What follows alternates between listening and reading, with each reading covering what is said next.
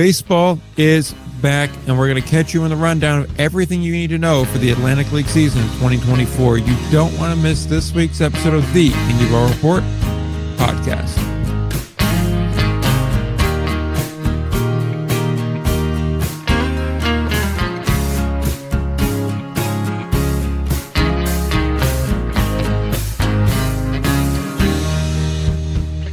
Welcome back to episode 268 of the Indie Ball Report podcast, the only show that will be improved by being high on smelling salts and watching marble racing at the same time.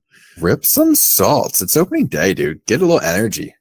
Dude, it's honestly, technically no longer opening day. It's 12:35 on Friday morning. Stupid as hell, but I'm still kind of gassed up from seeing that now. So big day, dude. Big day. Still, it's very exciting for you, I know. The first time is always memorable, if not underwhelming. But I'm so excited. So in case you can't tell, Atlantic League opening day was Thursday, and we're gassed up by it. We're enjoying it. We may go to Gas Town because we're that gassed. But they lost to Southern Maryland, though, in a 2-hour-long game. So, I mean, if you're going to lose, do it quick, right? Cruising, buddy. What's the Daryl Thompson game, man? That's slow for Daryl. 5-run Daryl Thompson game, yeah. Dude, he doesn't even leave the dirt most of the time. It's so funny.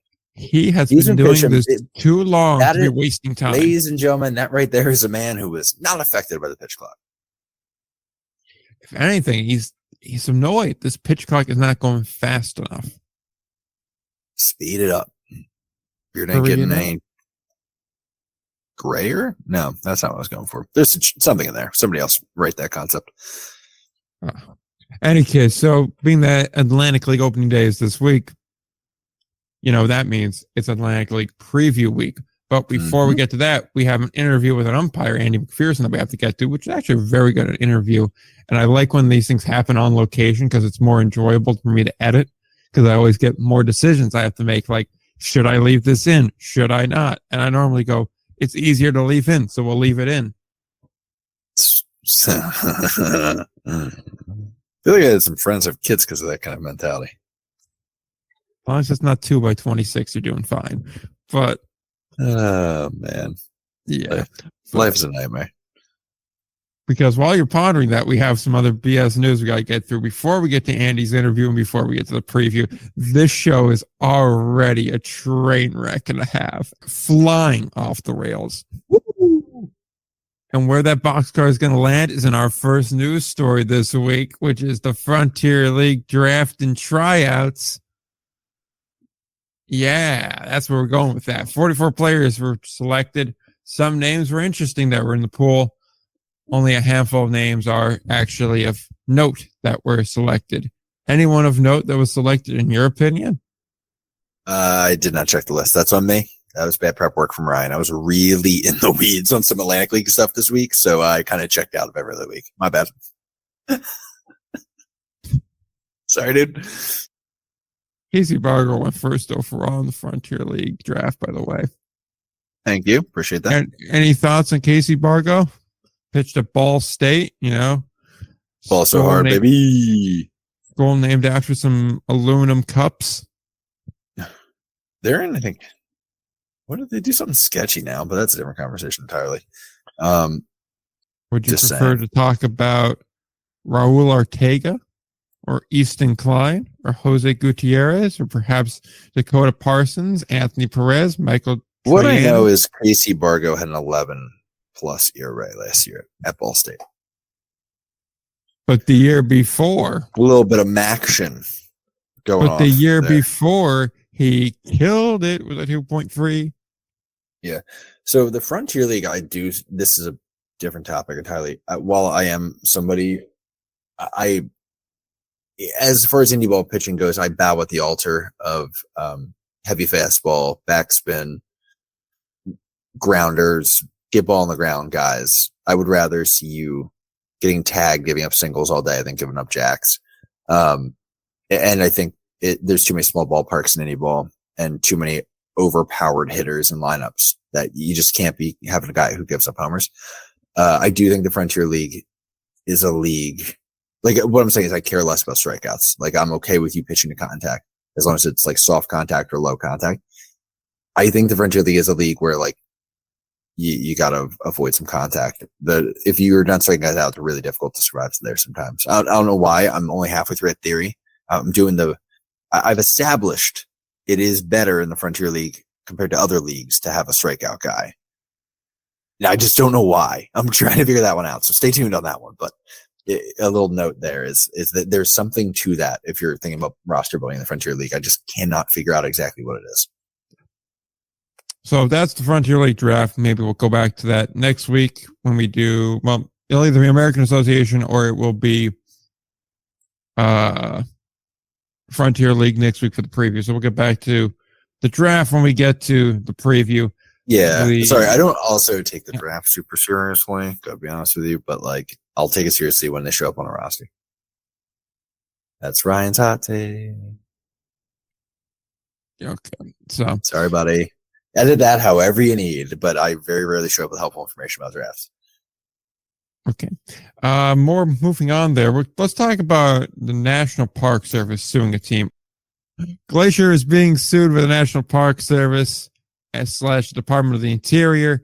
Essentially, their arrowhead logo, the department believes, will cause confusion and will make people believe that there is an association between the baseball team and the Park Service. That's not how trademark works. I'm just gonna get it out there. It bothers me as somebody who did business law. Like, didn't do it like it was my job. Like, just took class on it. But like, that's just basic dumb education point. That's not how that works at all. And it's obviously like a slap suit to try to get other people to not do it. Sorry, I jumped you before. Bro, it doesn't matter if you're anti-slap or not. Like, it's hard to prove a slap suit. That's the thing. Yeah, but if it's anti-slap, you probably could just get tossed day one. Maybe, but I don't think it's that. I think it's okay. If we're going into like trademark infringement thing, it does demand like being looked at. The most well-rounded show. It's hard. Yeah. I mean, sorry, slap suits don't really trend into that stuff, but it basically is because you can basically have a slap suit without really being dug into in the same way. Cause you can be Montana like, no, is not this anti-slap. overlap. It's justifiable enough is my point. That's a little fringy for me. My grandpa worked cases in, like copyright and trademark law. So like I have a weird bit of special like knowledge on that, but like the gist is that's not how that works. You can't trademark a shape, my guy. Like, but by the way, you may want to explain what a slap is. You know, so it's just a slap suit would be a suit that's like basically just meant to like. The best way to say is like it's a nuisance suit. Yeah, it's like to punish you for being. It's what's the word I always think of? Oh my god, I'm gonna lose it. It's like in bad faith, essentially, but not really that. It's funny. It's said in rugby all the time, and I was like, "Ooh, that's a really good word for it." It's just like the point being, a slap suit basically is just to punish you for not having enough money to be able to just field lawsuits going back and forth all day.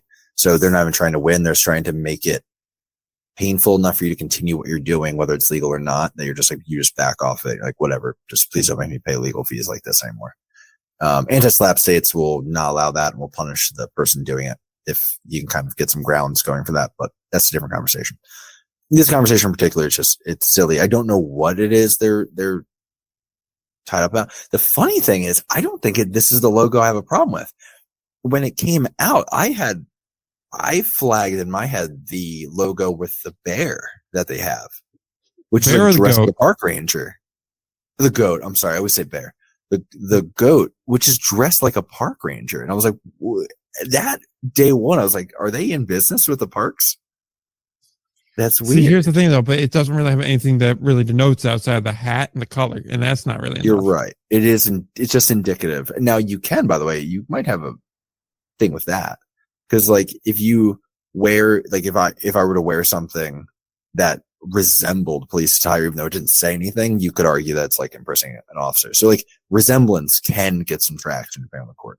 We are way too in the legal realm for how stupid we are and how late it is. But point is, this is a stupid lawsuit and the National Park System needs to get their head out of their ass and focus on what's important here, which is actually utilizing the resources appropriately instead of just doing whatever the hell they're doing, continuing to cut ranger spending and caretakers and fire towers and education programs. So, maybe keep asking the government to fund that properly instead of wars. I don't know. Who am I? Let them burn. Just kills me. Anyway, that's the point of fire, really, when you get down to it. It burns and then you die. Yeah. Has that bad habit of doing that. It's just... So, yes, Glacier's being sued by the National Park Service. We'll see how that develops. There's apparently some sort of final hearing scheduled for next year, which I don't really see why this has to go on for 7 months, 8 months. It's in the Independent article. It says hearing scheduled for next year. I initially assumed this had been written in like end of 23 and this is scheduled for 24, but it is in fact written in 24. So I just don't really see why this needs to be a 7-month long thing. Plus, realistically, in whatever federal jurisdiction it is out in Montana, how busy could it possibly be that we can't get a hearing on this before like the end of June? Right? I don't know. Like, we're not talking about like a district on like, I don't know. Hell, even in the Midwest, they're probably more busy than this. But yeah, casual. I'll take my slander when I can. Oh my so God. I just don't get it. I don't get why this has to go on so long. But it'll be interesting. We'll see how that goes. Let's continue to keep it moving with 2 rather quick, more promotional notes. Quebec's going to have a Miles Wolf celebration. He's going to get added to their Wall of Excellence on July the 19th.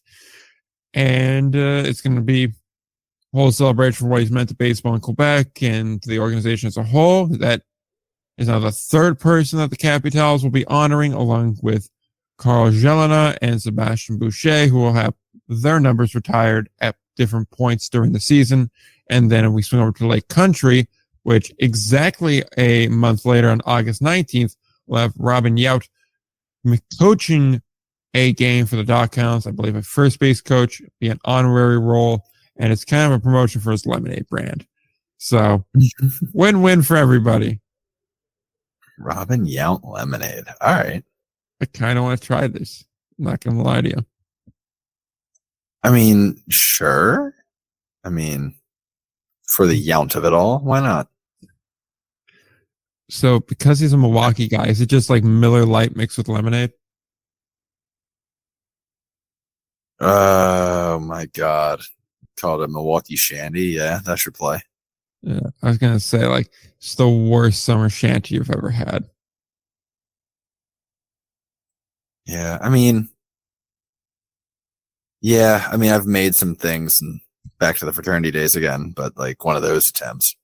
Yeah. Cynical. That was the word I was looking for earlier on the slap suit thing. No one can say you are not determined and dedicated. Yeah, probably. Because I stay after it, man. And by that I mean I just was running some numbers. I went, oh, cynical. God, I wish I was smarter. Life's hard. Anyway, So, where were we? We were talking about promotions. We were talking about Miles Wolf in Quebec and Yount Lemonade in Lake Country.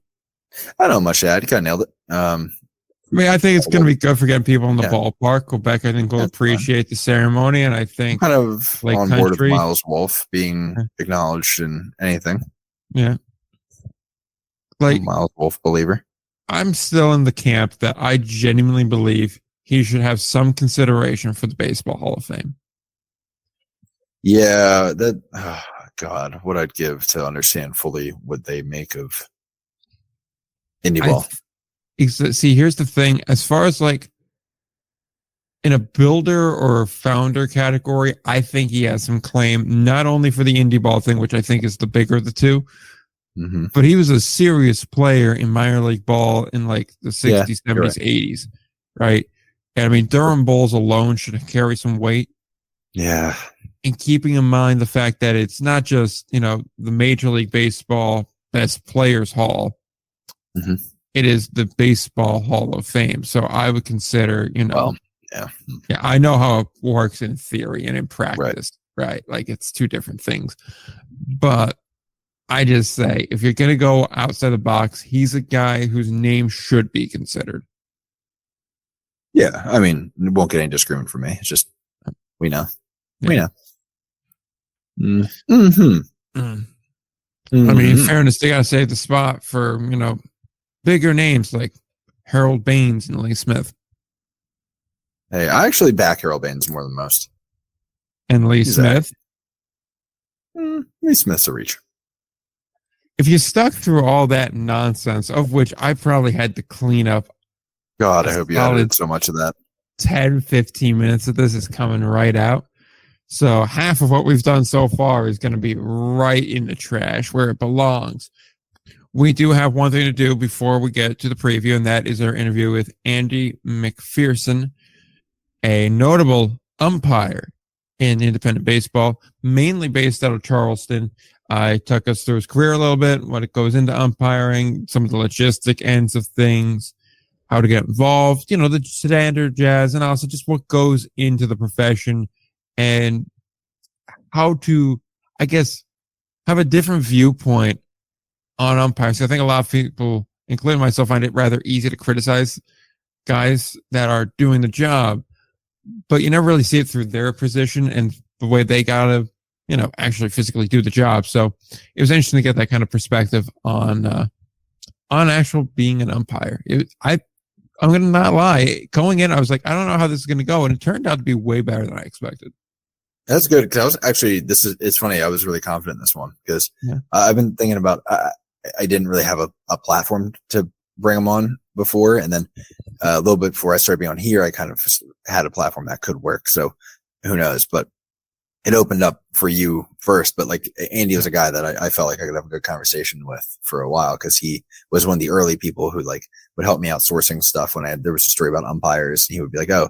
Like not like giving me gossip or like giving me like their details, but being like, hey, just so you know, like this is how this works. So I didn't sound like an idiot when I was trying to like talk about like how something happened.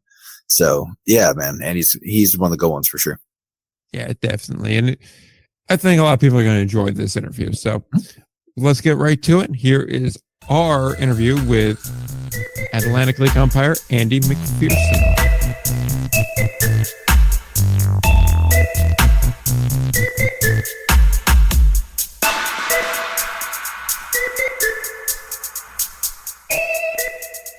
For this week's interview, we go behind the dish. We welcome to the show Atlantic League umpire Andy McPherson. How are you doing today? Doing good, guys. Thanks for having me. Really appreciate it.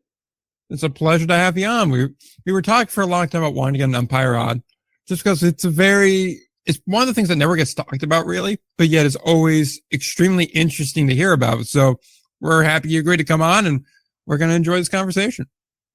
I look forward to it.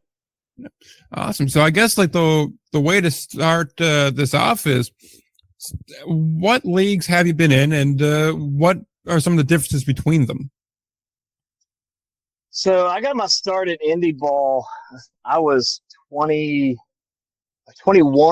So okay. Let's see here. So that would have been back in 2005. And okay. I worked a little bit in the Frontier League. Okay. Back then they were hiring kind of like what the Atlantic League does now. They hire college and umpires that have some professional experience. I was very young and very raw, worked probably 3 or 4 series. That was about it. Right. Took a couple of years off, and I was trying to figure out if I wanted to go to professional umpire school and make umpiring a profession. Yeah. And so Kevin Wynn, who is actually the supervisor of umpires now in the Atlantic League, was then in charge of the American Association. And I probably bugged him for 3 or 4 months, sent him my resume, and just talked back and forth with him. And he actually, at the time, he was also in charge of the old Can-Am League. Yeah, and, that's where the name reminded me of. Yeah, so he called me up and said, you know what? He said, I'm going to hire you at some point this summer. He said, go ahead and get your passport. I'm probably going to put you in the Can-Am League.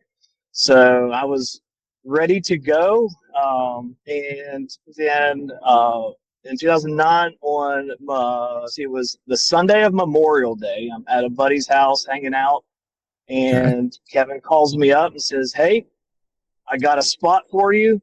You're flying out tomorrow morning at 10 a.m. out of Columbus." And Nice. none of my stuff was prepared. So I went home, stayed up all night long, getting all of my umpire. Not only do you have to get all of your umpire stuff together, but you got to get your clothes for the entire summer. So he flies me out, and I spent the entire summer. I worked every game in the league that summer, but I think 10 games. I came in a week and a half late. So I spent the entire 2009 season in the American Association. I was actually partnered with Ronnie Teague, who's now the supervisor of umpires in the American Association. And at the end of the season, I made the determination that I didn't want to try to work my way up through the minor leagues. I didn't want to spend 10 or 12 years in the minor leagues. So came home and attempted to finish school and got engaged, ironically enough. And, I've been doing college ball ever since. And then when the Atlantic League came into Charleston, I was asked to work in the Atlantic League and been in the Atlantic League ever since. Yeah, that's a wild story. I just imagined that night before just dumping every drawer into whatever bags you have and just getting ready to head to the airport, and the thrill that must have been.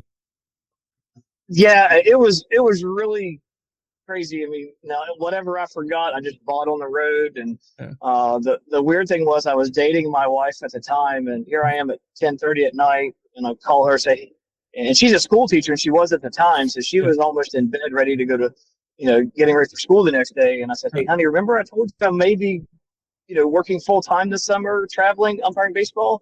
Well, I'm leaving for the airport tomorrow." So yeah.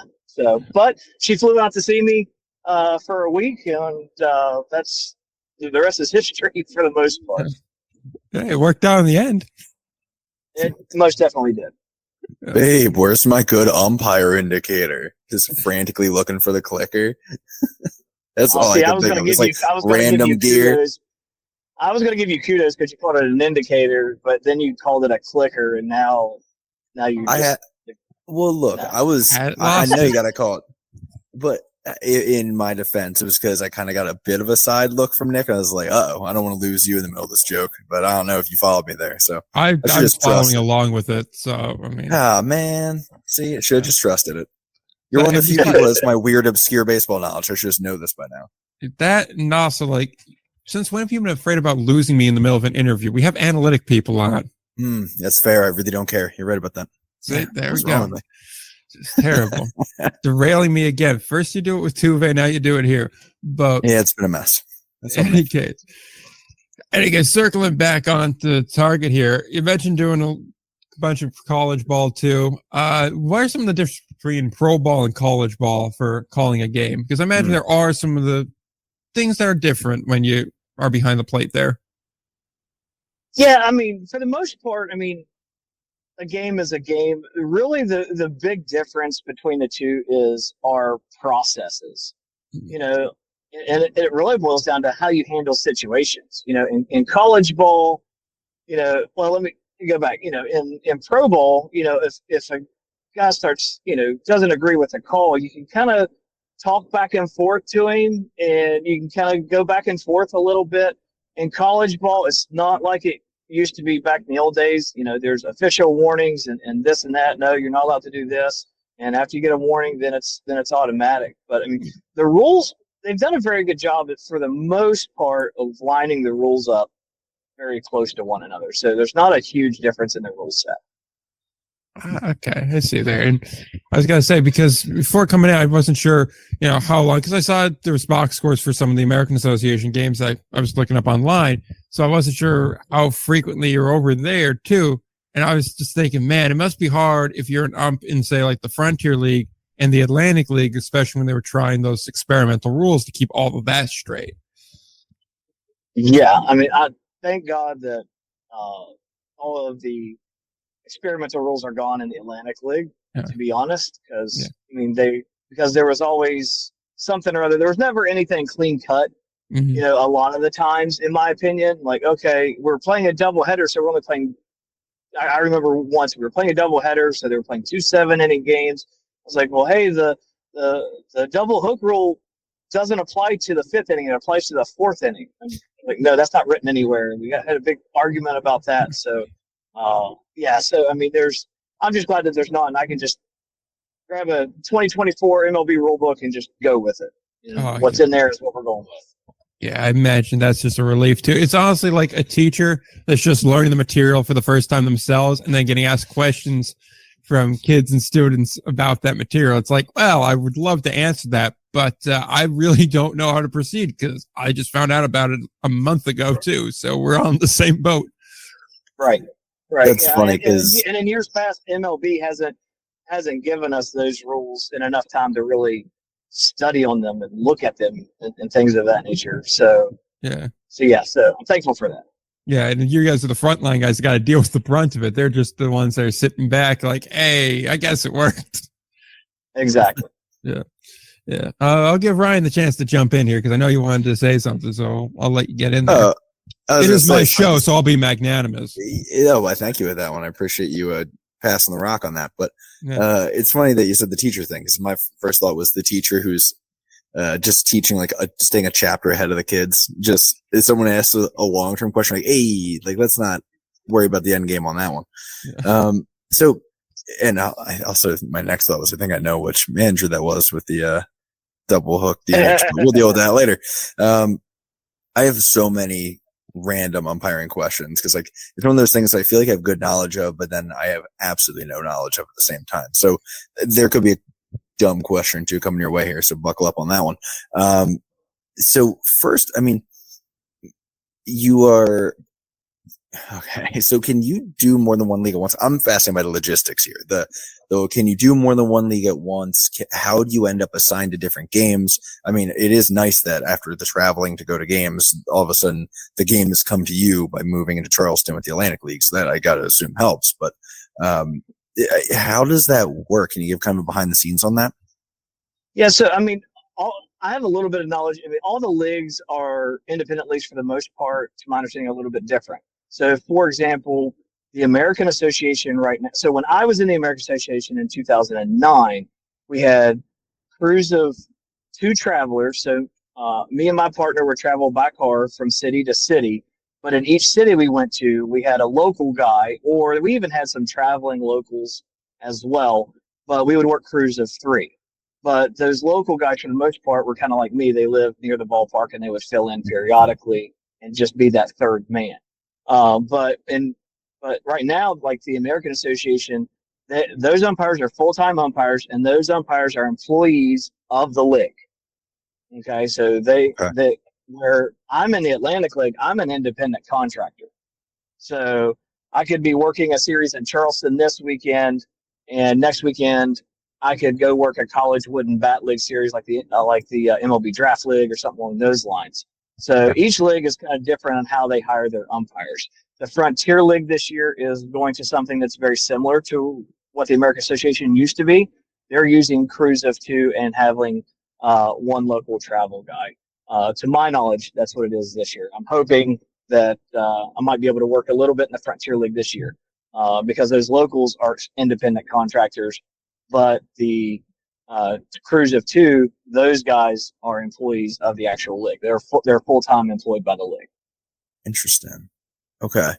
And when it comes to like, I think it's been mentioned before. I don't know if it was in a conversation between the 2 of us because we've talked prior to this, or someone else where there's like, is there some sort of a computer system you can put in to like grab games or like kind of, get signed up for work games? Well, I mean, the games are all assigned to us. There is a website that is strictly for assigning games. And so we're all listed on there, and we block out dates that we want to work or that we can work. Well, so that's more availability. Okay. Yeah. Right. We put in our availability, and then the assigners, they know what cities I'm willing to travel to. And they assign me as it comes around. So So mainly I have 4 cities that I mainly travel to in the Atlantic League. One is Charleston. I'll go to Lexington. I'll go to High Point, and I'm trying to go to Gastonia this year. I always try to go to a city that I haven't been to. So I haven't been to Gastonia yet. Okay. Oh yeah. Fair enough. I mean, hey, now's the time to go during the revamp. Right. I got like 2 more general ones. I'm going to kick back to Nick because I have some more in the weeds ones, but we'll deal with that later. The first one I had to think of, this is random. Do you ref any other sports? Yes. I referee high school football currently. Okay. I just finished my 20th season doing high school football. Actually, we were speaking about my dad earlier. My dad is actually my white hat on my crew. Oh, really? All right. Yeah. Yep. So my dad and I have been working together on Friday nights in the fall for 20 years. So cool. And this upcoming season will be his last. So he's going to pass the torch, and I get to become the white hat next year. So, but yeah. And before my daughter was born, I actually did do basketball as well. But I had to give up something when the daughter was born. So right. I was dumb enough to give up basketball, which is the one sport where it's always good weather. I don't know why I made that decision. Oh, yeah, the one indoor sport. The one indoor sport, but it is what it is. And oddly enough, I had a lot of people back in the day tell me that basketball was my best sport. Dang. But best sport playing? It is what it is. Was it your best sport playing or best sport officiating? Everybody kept telling me it was my best sport officiating. Interesting. Well, maybe we'll try to forget that when you're umping a game. Maybe that's just because I didn't put up with anything and I handed out a lot of technical fouls. We'll find out. We'll find out who listens to the podcast, broadcaster-wise, when someone peppers that into a broadcast. He used to do basketball games, and they actually said it was his best. Though I do not agree with that call at second base. Like they'll use it like as a jab at that point. Oh yeah. The last one I had for now was definitely what interested you. I mean, I see it's a bit of the family business, but what interested you about umpiring and reffing that stuck out? But I guess again, you had a different side of. Yeah. So quick disclaimer: if you guys hear some background noise, my daughter's playing softball in the background, so I'm watching her from afar while I'm talking to you guys. So and just critiquing the work of the umpires. Yeah, no, I get you. Everyone's an expert. That's another question is how hard that is to do. But no, my dad umpired baseball for 30 years before he came down with a blood clot disorder. And so that ended his baseball career. But him and I we were on the field together for, I think, 15 years before he had to hang it up.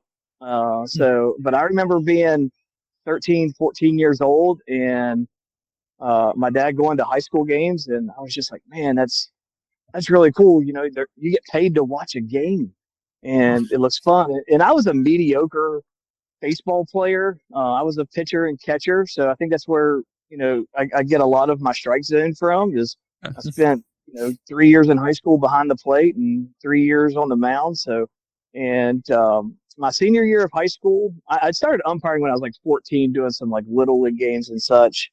And my senior year of high school, I wasn't playing that much, and I kept getting calls to come umpire senior league games, and I was just like, man, this sucks. I said, I could be making money right now. So had a lot of respect for my high school coach. He was a great guy, and I sat down with him, and I said, you know what? I said, I'm not quitting baseball because I don't believe in quitting. I said, I'm not quitting baseball. I said, I'm just quitting an aspect of the game to something that I think I'll be more successful at. And he totally respected my decision. And oddly enough, my first high school game that I worked the following year was my high school that I went to. And he came up to me, gave me a big hug after the game, and he said, "For 18 years old, you're doing really, really well." So that's how I got my start, pretty much. And then you got lucky. Some people saw me, and I was able to get into some college games, and then got into the professional ranks. So, yeah, it must be weird, kind of trying to get noticed with that. Because I feel like the thing with umpiring is, you feel like an umpire's at their best when they're not getting noticed type of thing. And trying to stand out in a job like that must be an interesting vibe. There are ways to get noticed. I mean, obviously, if you really want to get noticed and make a career out of it, you go to professional umpire school and you work your way up through the minor leagues. Oddly enough, that's really one of the big ways to get a really good Division I baseball schedule now is go to umpire school, spend 2 years in the minor leagues, and then fall back into college. But it's not the route that I wanted to take. I don't work Division I baseball. I work Division III. I like the league that I work in. I get treated very well. I get compensated very well. And, but there are guys out there, and I'm trying to, now that I'm almost 40 and now I'm considered almost one of the old heads. So when I see a young high school umpire, if I can, send an assigner their name and say, hey, here's a guy you need to look at, or invite him to a camp, then I'm trying to pay it forward for what some of the guys did for me. Because a lot of the guys who helped get me into it are no longer umpiring. Yeah, I could definitely see that. And I'm just thinking so many things about when I stopped playing sports, and I had a distinct memory of me and another guy who were both riding the bench around high school, and one of our friends, our teammates' brothers, was umping, and we were kind of like messing with him, making fun of him, and then he mentioned how much he was like, oh, I'm getting paid for this, you're not. And me and a teammate both looked at each other and we're like, wait a minute, hold on now. And I think he did go on to ump, and I went on to talk about baseball for free on a podcast. So I'm starting to think maybe your boy might have made the wrong move, but we'll deal with that later. Nick, while I'm having that conflict, you can go ahead if you have anything here. Yeah, in fairness to you, though, you also got paid to post on social media about baseball too. So really, roughly 6 months. Yeah, I know. So really, who's really living the dream, though? So one could argue, right? Yeah, really. But hey, man, I got to kick off the Genomes brand, so not to brag. Yeah. To bring it back to the subject of the interview, I am curious, because Ryan did make a bit of a joke about it earlier, but I do want to know, like, as an umpire, when you sit down and try and watch a game leisurely, are you always in that mode? Because I know as someone, like, for me, my degree is really like in film and whatnot. I can never turn it off when I sit down and watch a film. Always like, the lighting was bad there, the blocking wasn't right. Like, I pick up on little things here, and it's annoying to me sometimes, but other times I also gives you a deeper appreciation for what you're watching. So I wonder if it's kind of a similar mindset. Very much so. When I go, it doesn't matter if I go to a college football game, high school football game, or a little league game. First thing I notice is the officials. Yeah. First thing I'll notice. It really is. Like the way I was brought up is, as far as being brought up as an umpire, is, are your shoes shined? Does your uniform neatly pressed? Is your shirt tucked in? And do you look professional? Because let's be honest, the first time you see me umpire a baseball game and I walk onto the field and my shoes are completely dirty and my shirt's untucked, you're going to think, oh, this guy's a Jake. Why the heck is he umpiring professional baseball? Yeah. So I am one of the few people who take 100% pride in their appearance. Yeah. And most all professional umpires do that. But even like when I was still doing high school ball, we used to have leather shoes. They don't make leather shoes anymore. But the night before, my shoes are shined. I am actually using shoe shine and shining my shoes the night before. So, but I'm looking at that, and then I'm looking at, head height. I'm looking at position. Like I'm watching my daughter's softball game right now, and I'm watching, the guy behind the plate. And granted, it's 10-year-old girls playing, but I'm like, okay, this person could do this better, and it's just in my blood. I can't get rid of it. It doesn't matter. Yeah, it's just one of those things. It just adds another level. Yes, very much so. Yeah, and on some level, though, it also makes it a little bit more. I don't want to say makes the game better, but it does make it adds a little bit more appreciation you have when you see someone doing it right, because you know what goes into it, and when you see someone putting that same amount of effort that you put into it, into even like minor levels of it, you go, really, everything here is the way it should be. And I appreciate someone doing what they should be doing, even when the stakes aren't their highest. Absolutely. One of my biggest pet peeves is to see a guy go out on the field, and not necessarily in the Atlantic League, but just at the lower levels, go out there and just quote unquote cash it in. You know, my philosophy is you're getting paid to do a job, do it the correct way, and enforce the rules the way they're supposed to be enforced. I remember being 15 years old and working a 9 and 10-year-old little league all-star game, and a kid bunted a ball in front of the plate, and the catcher picks it up, and because the runner was running in fair territory outside the runner's lane, the kid threw it into right field. So I called time. I said, that's interference. Batter's out. Coach comes out to argue. He says, you can't call that here. And why did he say that? Because probably the kid had been doing it all year long, and umpires are just ignoring the rule. But my philosophy was, hey, is it in the rule book? Yes, it is. We need to enforce it, because how are you going to learn that you're doing the wrong thing if it's not enforced? Exactly. So, if you're reinforcing the wrong behavior, if like, hey, it just doesn't get called, then it's acceptable. So the second it stops being acceptable, they are actually going to coach them to not do that. Yeah, I mean, if a guy throws a beanball at a guy and you don't issue warnings, what's going to happen? Well, the next guy's going to get hit, and then all of a sudden benches are going to clear, and then I'm going to have 3 hours of paperwork after a game's over, which is not something that I want. I know. I've got a good story about that one too. Yeah, I bet. I want to go into that, but I do have a couple other ones I want to get to before I forget, because this happened the last interview we did where I had a good question and then I forgot it, and then I'm still annoyed that I forgot it. But I do want to go along the lines of, it seems like being an official has been kind of a family business, so I just kind of want to know what that means to you to be on the same field as your father and, kind of share that same passion with him and be able to relate to him on that, and what that kind of means to you to, be able to do that with him for as long as you have.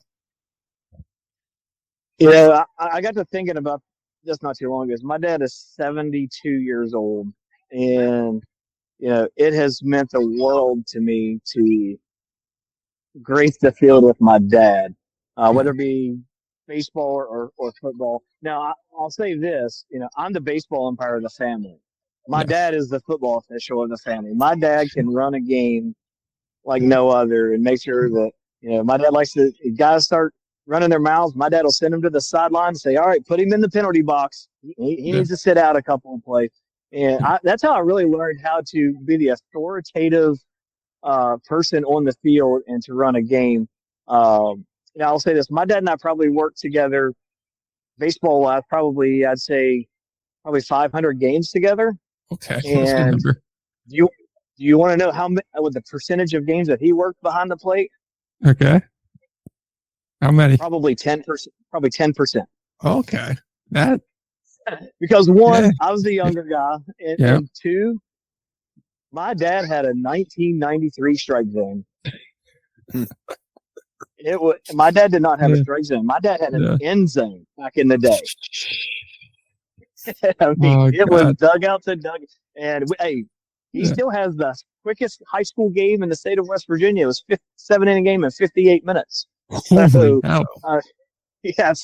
but I mean, no, to get back to the point, I absolutely loved working with my dad on the baseball field and love working on the football field. This upcoming year will be his last year, and I'm going to just soak it all in and make sure I'm not going to take it as serious. And when I say that, I don't mean that I'm going to let kids get away with stuff, but I'm not going to be as serious, and I'm just going to have fun with my dad for the last 10 games of the year. Yeah, just going to savor the moment and really take it all in. Exactly. Yeah. Exactly. Yeah. I can only imagine what that's like to really be able to, be able to have that kind of, I don't want to call it a bonding experience, but I guess on some level it is. And, be able to pick up on the little things and be able to really be, one-on-one, because it is the kind of profession too, where unless you're in it, you don't really, understand the full challenges that go into it and all the work that goes into it. So when you're with someone that close to you, it really does make it a lot more special. It does. And if you think back in the day when Ken Griffey Jr. and Sr. played together, it's very, in my opinion, it's very similar to that. Yeah. Just to he learned off of me just as much as I learned off of him. Yeah. So, and I'm sure that was the same way with the Griffies. So, I mean, I can't say much. I owe my umpiring career to my dad, and I'll say this: nothing gives my dad more joy than to see me work. A couple of years ago, I got called at the last minute to go to Columbus to fill in at a AAA game because a guy had got called up to the big leagues, and I called him and I said, "What are you doing right now?" He said, "I'm just sitting here watching TV, because he's old and retired." And I said, "Well, grab your jacket. I'm going to pick you up in 20 minutes. So I picked him up and he said, "Where are we going?" I said, "I'm not telling you." And I didn't tell him until we were probably 10 miles from the stadium where we were going. And I remember after the plate meeting, ran out onto the field after the national anthem, and I found out where he was up in the stands. And I'll never forget that grin that he had on his face to see his son working a AAA game. Oh, that's special, man. That's real special. Yeah. And you know what? That's baseball. Yeah. That is baseball. That's what baseball is all about. Yeah, it's the charm of the sport, really. Exactly. Yeah. Ryan, you want to jump in there, or do you want me to keep on where I'm at? Because I have a couple, but I also know you have a bunch you want to get in. I'm actually getting closer to being wrapped. I got it. I try to keep it a reasonable amount of questions when I can. Mine is more now looking at, as an umpire for, whether it's specific to any ball or not, but like, what are some things that you kind of feel like fans should know, or you wish fans would know about what umping is like, or what the experience is like? Is there anything that jumps out? Yeah, there's a lot, because unless you've done it, don't knock it, because it is not easy. A lot of fans and the coaches know how hard it is. When you see an umpire and a coach argument, 90% of the time, it's just a normal disagreement, and the next day, all is well and good. But if you don't know, what we go through day in and day out. I mean, we're at the ballpark just as early as the players most of the time, and we have a lot of requirements that we have to do off the field, not just on the field. So, when you have a ball coming at you, and now that, in the Atlantic League, you get a ball coming at you at 98 miles an hour, and the only saving grace you have is a catcher that you may or may not have pissed off in the last series. And, you got to be, it's very trustworthy.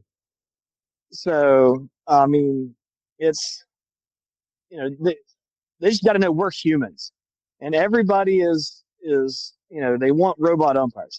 I'm a baseball traditionalist. I believe humans should be on the field. Now, does professional baseball need replay in certain aspects? Absolutely. Because 6 eyes or 8 eyes in some circumstances can't see everything on a baseball field, especially as big as the outfields are. But they got to know how hard we actually work. To go out and work a game on turf in the middle of July when the turf is 140, 150 degrees, that, I'm taking time away from my family to work that game and to make that money. I don't have to be there, but I want to be there because I'm very good at it. And, and I love the game of baseball. It's my way of giving back to the game of baseball. I don't love it enough to do it for free, but I love it enough to go out there and have fun doing what I'm doing. You just, as you're rolling through that, you remind me of so many interesting questions there. You brought up RoboZone, so we're going there. Did you work when they had the automated balls and strikes? Did you work behind the plate at all? Yes, I worked the 21 trying to think what season. the overlap was. Right. Okay. 21 oh my season gosh! was Yeah, the last yeah. season. And so that was I was very much against it at first. I was like, man, this is going to suck. I'm going to hate this. But you know what? I didn't mind it at all, because if somebody argued something, it wasn't me that they were yelling at. I was going to say, you get yelled at a lot less, I'm sure. Exactly. And it was, it took some getting used to. Now, in a lot of the stadiums, they still have TrackMan. But I mean, obviously, it's not calling the pitches for us. But I didn't. After about 3 or 4 plate jobs, I didn't mind it. The one thing that I really hated the most about it was the daggone wiring that we had to wear, because it was a cell phone on your hip, and you had to run a wire up underneath your chest protector and this and that. So that was really the worst part about it. And some guys just let the wire go on the outside of their uniform. I didn't like the look of that. So, but right. but, I mean, that was, to me, that was the worst part of it. Now, there were times when it didn't say anything, and then all of a sudden you had to realize, oh crap, is it a ball? Was it a ball or strike? And you just had to come up and you had to make a quick decision. Yeah. But that's got to be hard to stay a little checked in there.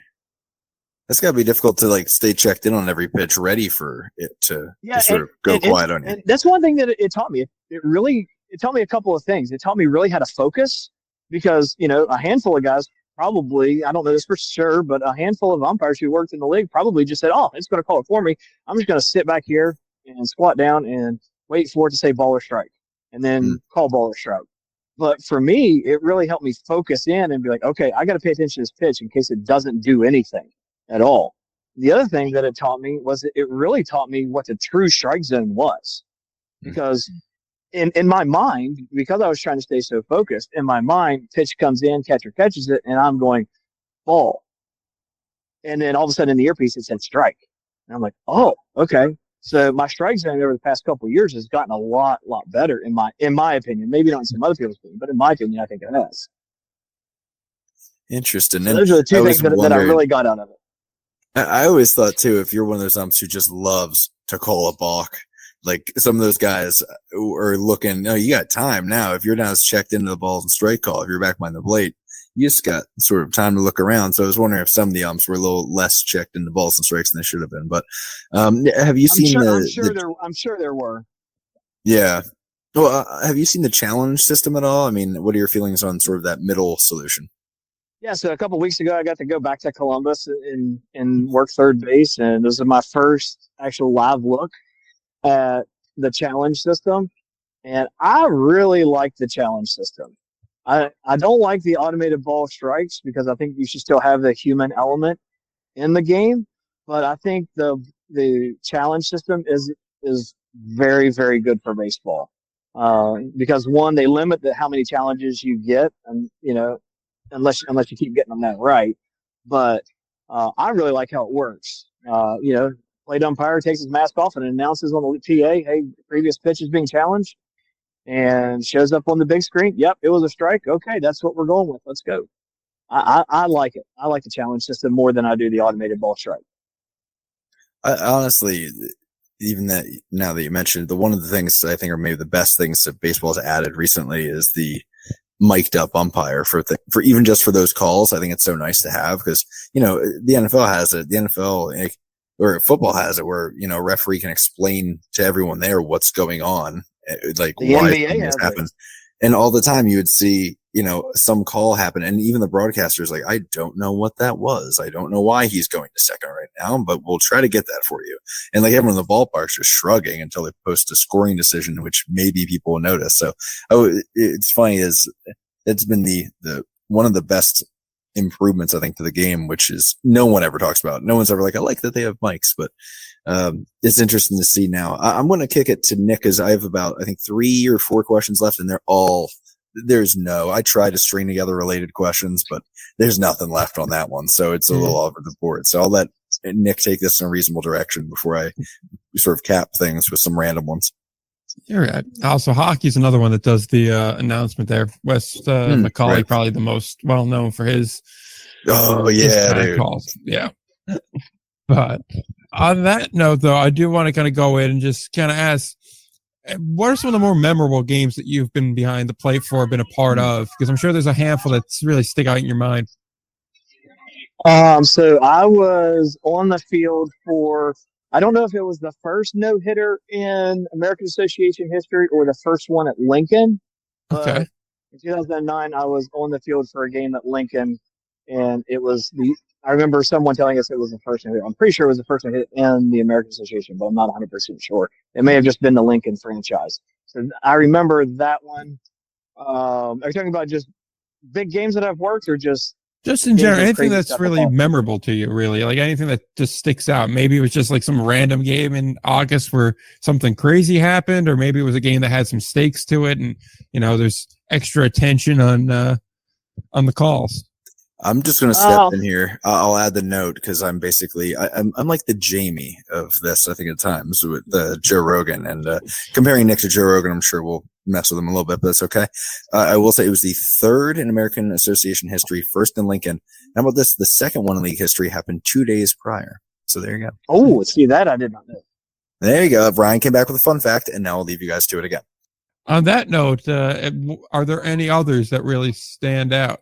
I mean that's one of the more memorable scenes, on field that I can remember being a part of. I do remember very young in my career. I was, oh Lord, how old was I? I was 16 years old, and I talked about working with my dad, and we had the local 9 and 10-year-old all-star district championship game, and one team had their 9-year-old kid was throwing like 75 from the short mound. And it was a big deal for me at the time because I was 15, 16 years old. And I thought for sure my dad was going to say, I'll work the plate because it's a big game. But he looked at me and says, you got it. And there was a ton of people there for a little town in West Virginia. And that was probably the first big game that I got to work with my dad. So the only thing that I wish I could do before my career is over is work a state championship game with my dad. Don't think that'll happen, but that's what my goal is. That's what my one wish that I wish I could have back. So you never know. Maybe there's always the hope of it. And still one more year left, so we'll see what happens. Exactly. So maybe this is the year. But a little bit earlier, you had mentioned, that the ABS kind of gave you a better gauge for what the true strike zone is. So I'm kind of curious to know, prior to that, what was your strike zone like? Obviously you make changes and adapt to it, but how far off was your zone from the ABS zone?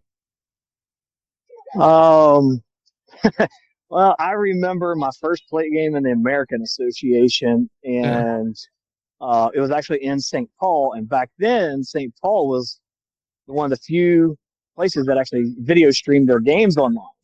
So I remember my wife, who was my girlfriend back then, she would watch every single game, especially when it was in St. Paul. And I remember her calling her afterwards, and I remember them ripping me pretty good after the game, and the announcers had ripped me pretty good on the radio, and because I had heard rumblings about that. And I asked her, I said, how off the plate did I go? And my wife at the time did not know what a ball or strike was, but she was like, yeah, you were kind of wide. So, I mean, I wouldn't say I was Eric Gregish from, what was it, the 94 NLCS? Yeah, but, I mean, Eric Gregg, Philly legend. Yeah. So I was a more on the outside kind of guy than on the inside. So, but yeah. So, yeah. Then I guess the one, I really have two left that I want to get to, and one of them is kind of an opinion-based one, and the other one is an experience-based one. So I'll go with the more opinion, and then we'll go to the experience because opinion is a little bit more, I guess, relevant. Obviously, you're behind the plate a lot, and you hear a lot of the conversation between the catcher and the batter and everything that's going on there. Are there any real guys that stand out as far as talkers, that are real conversationalists behind the plate? You guys are gonna love this one. Me and Yovi get along very well. Oh yeah, of course, man. Yovi's the best. I love Yovi. I'm sad to hear that he's in New Jersey this upcoming season, but Yovi's a good talker. He always had my back, always took care of me. And he when we would come out, and you got the little league kids there at home plate, he'd go, hey, you always take care of this guy. These guys work hard, work just as hard as I do. And so Yovi, love having a conversation with Yovi. And Scott Kelly is a real good conversationalist as well. I'm a big Scott Kelly. I don't want to say fan because I work in the league, but I will say I have a lot of respect for Scott Kelly because, in my opinion, he plays the game very much the right way. Yeah, that's a common theme I hear about Scott. I hear a lot of good things about him, and it honestly, like when I started hearing it roll in, explained to me for a while why I was like, why is he still on the Somerset team? He's not like really producing, and then I was like, oh wait, I see why he's on the team. He's a character guy, he's a glue guy, he's a good guy, and that is honestly more important, I think, than some of the later end of your bench, where it's like, okay, if we're gonna carry some guys here, it's important to have guys together on the road that, you know, can keep it together. Right. And all of that. The chemistry aspect is way underrated there. And I guess on that, the last question I have, and it's one that just kind of came to during the conversation we were having, which is, in the past, we've talked to guys about, you know, youth ball a bit. And so I guess from an official perspective, working youth ball has to be an adventure for you, from the ways that some parents react and get a little too into some games where it's like, look, we're dealing with like 10-year-olds here. You don't need to be like, yeah, right on my neck the whole time. So I just kind of want to know what that experience is like working a youth game. There's a reason why I haven't worked a youth league game in probably 10 years. I mean, and my daughter's 10 years old. And, you know, I see it all the time. But guys, there is not just baseball, but there's a national official shortage across this country, whether it's soccer or baseball or basketball or softball or football. I mean, there's just a national shortage. And a lot of these young guys get into it, you know, and after a couple of years, you're like, this isn't worth it. And some of it is the way they're brought up, because a lot of these young umpires or young officials, they want to work the varsity game their very first or second year, and they haven't gotten the experience. You know, when I first started, you couldn't work a high school varsity game until you had been umpiring JV in middle school for 3 years. So there wasn't even that opportunity. Now there's such a shortage, we'll just take, who we can get. So a lot of it is the pay. We've done a very good job of getting pay up at these youth levels. When I first started, I was making $15 a game for working behind the plate and $10 for working the bases. So we've done a good job of getting pay up. Now it's just a matter of, we've got to get, parents to realize, hey, they're just humans. We're not professional. These guys are not professionally trained. They were locally trained. We're doing the best that we can. Just let the kids go out there and have fun and quit living vicariously through your kids. Yeah. I imagine that's the case for a lot of them too. And it's like, you're yelling and screaming and cussing out like a 15-year-old kid that's just trying to get experience umpiring and make a couple bucks. Like, settle down. It's not do or die who wins this 8-year-old slow pitch game. Like, come on now. Right. Exactly. I mean, it's just let the kids have fun. Exactly. And let's correct the kids when they do something wrong. Let's not worry about the umpire, because believe it or not, there are assigners and supervisors in the stands, even at these little league games, and they're going to let these guys know what they're doing wrong. Like, if I go to a high school baseball game and I see a young guy umpiring high school baseball, and I think he's, he took a play, from the wrong angle, or maybe needs to be a step or two here and there, I'll grab him after the game and say, hey, this is what I would have done. Try this next time and see if it works for you. That's the way this kind of stuff should be handled, not, hey, let's cuss this guy out and so we never see him ever again. Because that's not the way to do things. Exactly. Being harsh isn't a way to teach. It's just a way to scare people off. Exactly. So on that note, I'm all good on questions. Ryan, I know you said you had 2 or 3 more, so I guess I'll let you take us out. All right. Nice. So these, again, I said, are all over the board. I will go random here. Okay. Let's go. Of the ballparks you worked in, do you have a favorite umpire locker room and why? High Point. Yeah. Right now it's High Point. I mean, now in the Atlantic League, I've only been to 3 stadiums. Okay. So, but as far as the clubhouse goes, High Point right now, I would say, is the most relaxing, because, when you show up to a game, you relax, you wind down, and their locker room is nice and spacious, and it's just there's a nice big couch in there. So I really like the food at High Point is great for the umpires too. So, nice. But now some of the American Association places that I work, I mean, they're not even in the American. There are no more teams in the American Association. Some of the places that I went to, because you got to remember when I worked in the American Association, you had Pensacola, you had El Paso, you had Grand Prairie, you had Fort Worth. I mean, there are teams there that are no longer in the league, and so yeah, I mean, there are some really nice ballparks there. So, but right now, of the 3 stadiums that I go to in the Atlantic League, High Point, in my opinion, has the nicest clubhouse for umpires. Interesting. All right. The next one I'm going with then would be if you're behind the plate umping, what is, either the hardest like pitch to call, or at least in your opinion, or even if it's a specific pitcher that's just hard to read for whatever reason? Is there anything that stands out as like, if you see something in a guy's repertoire, a certain someone is pitching, you're like, oh, this could be a long night. So I always, not a lot of umpires do this, but I'll look at the lineup. If I'm working an Atlantic League game, the lineups are released the night before. I will look. Oh, sorry, my daughter just got a girl out at home on a pass ball, so I'll take that. Oh, let's go. Yeah, so she's catching. So good. All but the games behind home plate. What is up with your family? Yeah. So all right, we'll learn how to frame quick. Good. But it's got to be that low inside pitch. If I'm really being honest, that low inside pitch when the catcher squeezes you, you set up inside and the pitch comes inside.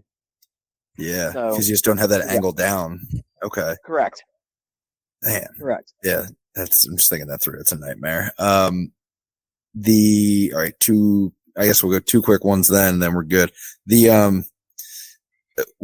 In your opinion, not asking you to pick a favorite, not saying to name your favorite child, but who that you've worked with through indie ball is one guy where you're like, wow, he stands out as being really good. Is there anybody off the top of your head that you can think of when I throw that your way? I got to work when Shepers was in the American Association. Okay. You remember Shepers? He played in the bigs for a while. That's the name that really stands out. Trying to think that through. I'll have to deep dive that. I've been starting to pick through umpire data out there. I will. And then I guess the last one would be Angel Hernandez is obviously the hot topic right now in baseball. So I got to ask, I mean, is there some sort of, people talk about how there's no, repercussions for him if he's calling a game way out of the zone, which, that's debatable in itself whether there's no repercussions. But is there any sort of incentive or penalty for performance, at the indie league level, since they don't have the umpire union that one beat us? That's a question for my boss. That is not a question for me. And all right, I'll make a call. I'm going to pass on that one. Oh man, I got all the way to the end. I've got to pass questions. On that one. The one. Dang. This is why we don't let you finish off the show. This is why I don't finish off the show. I am the reason we can't have nice things. Yep. So I'm going to pass on that one so that I get to keep my job. Just in case. We'll rearrange the questions. Maybe we'll end on the high point answer, and we'll see how well you're taken care of next time you're in town. That's what we'll do for you. But that's all I got, man. I really appreciate your time, Nick. I mean, you can wrap this the way you know how. Exactly. Yeah, Andy, we appreciate you taking the time. Obviously, you have a lot going on at the moment, so we won't keep you much longer. But as is customary around here, we like to give 5 minutes at the end to go back to anything we talked to, bring up a topic we didn't get to. If you want to promote anything or say anything we didn't get a chance to say, now's the time. We'll give you 5 minutes here at the end to do any of the following.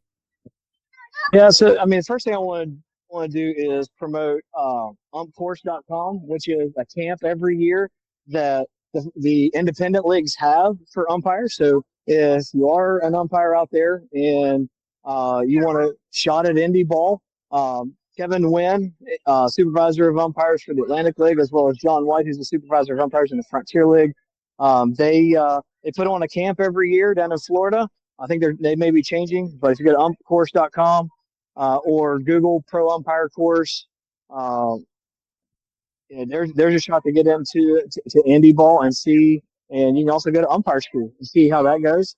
But I definitely want to throw that out because I wouldn't be here for working in the Atlantic League if it wasn't for a guy like Kevin Wynn who took a chance on me as an umpire. And I'll be honest with you, I was not a very good umpire when I worked in the American Association that year, but he let me work the entire season. And after that, because I'd worked so much 3-man, I came home, worked a bunch of college 3-man, and my college schedule took off because of it. So I wouldn't be where I was if it wasn't for the people who run ump course. So the other thing is, you guys don't, people out there, they don't know how hard umpires work and how hard they work not only before the game, but after the game. After every game, if I have a situation or a play that I just think, man, I screwed that up, or did I get that right? I go back, I'll watch every single game in its entirety, and I'll look at it from all the different camera angles that they had, depending on how many they have. But the other thing that I'll do is, I have at my work, I have 2 monitors. I'll put the Flow Sports on one screen, and I'll put the pitch tracker on the other screen, and I'll look and see, I'm like, man, why did I miss that pitch? Or, was my head height wrong here? Did the catcher squeeze me? Was there a lot of movement on this pitch? That kind of thing. So we work really hard. A lot of people don't give us credit for how hard we work. We work really hard. We take it serious. A lot of people think that we're just going out there trying to make a quick paycheck, quick buck. No, it's more than that. This is not a vocation. It's an advocation, something that we do because we're good at it. So, but umpires have fun too. And last thing I'm going to say is, the funnest thing that I get to do when I work in Charleston, my daughter loves to watch me work. She comes and watches me work, but she loves it when I work the bases, because in between the top and the bottom of the 6th inning, the kids get to run from right field to left field. And I'll be standing out in the outfield. She gets to run across the field and give me a big old bear hug. Perfect way to end it. Although now I do regret not asking what it's like to have the toast man behind you while you're calling a game. I was thinking the same thing. It's so funny. It just occurred to me too, Nick. I don't know I'm what not it was getting into about. that. I'm not getting into that either. Yeah. Don't get toasted. Don't get toasty. All right. But I really appreciate it, guys. I really appreciate what you guys do for Indie Ball. Yeah, I appreciate you hopping on, Andy. Well, obviously you got a lot going on in front of you, so we'll let you go. I appreciate it. Taking time to come on. All right. Appreciate you guys. Thanks a lot.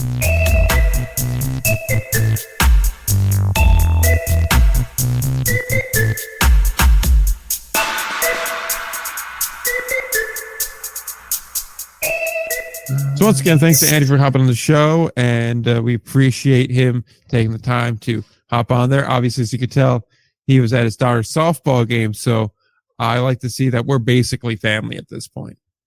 Yeah, man, it means a lot to me. They grow up so fast, Exactly. I mean, like, next thing you know, boom, it's a 6-year-old show, and they're discussing doing smelling salts. Crazy. She's going to college, tear in your eye. You say you're fine, but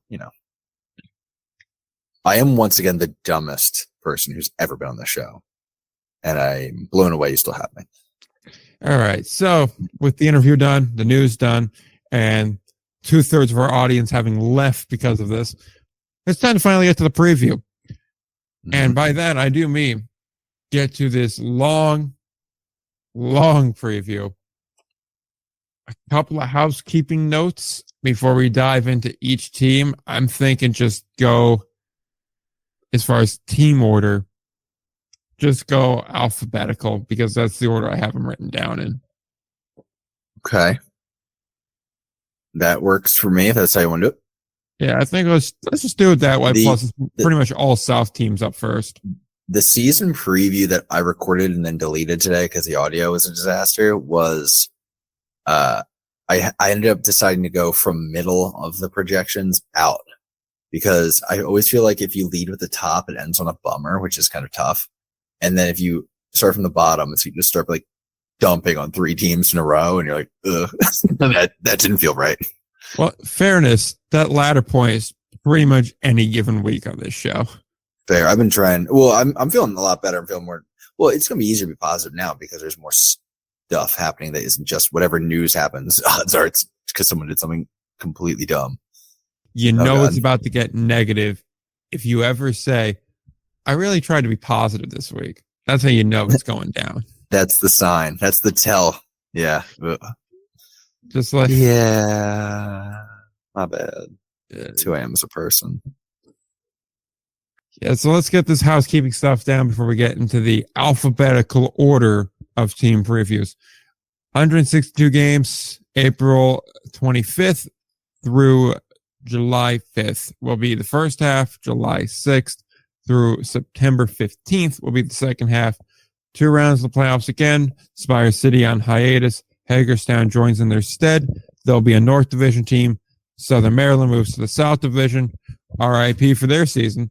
And Johns Hopkins made the schedule again.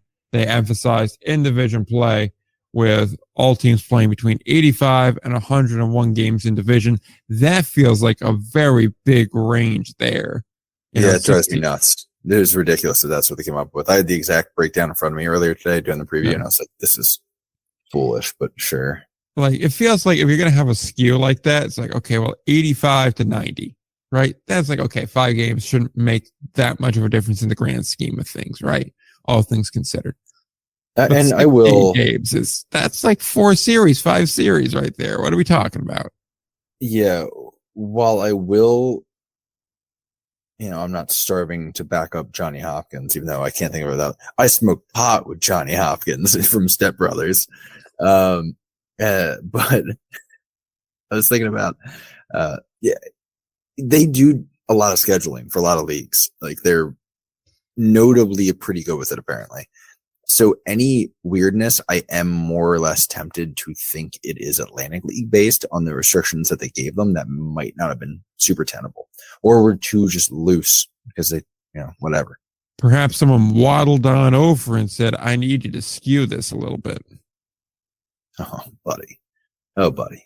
Yeah, you know what's up. We all know the deal. Every team in this league knows the deal. Every team knows the deal, my guy. There's 2 owners at this point who seem to be kind of doing whatever the hell. I just hope they're not posting on Facebook. But anywho, Gastonia and Lexington got sold to new ownership too, by the way. And last year Lexington beat Long Island in the playoff. Gastonia beat High Point in the playoff. Lancaster beat Gastonia to win the title again. And apparently we don't have any experimental rules for 2024, which, as Andy mentioned, he seemed happy about. Yeah, it's good. Of course, with that, they also lose the stat tracking and database that was being shared by MLB. That is, I'd probably say the one negative of them splitting with MLB. I mean, I can show self-control. I will. I can do it. Good job. I'm more or less sad about the fact that with the experimental rules gone, our opportunity to see the pit live and in action has now disappeared. I mean, for now. I mean, you get another hole in the mound, you might just have one. Fair enough. It's a shame, too. We could have made this like a ballpark by ballpark thing where everyone gets to put the pit on a different spot.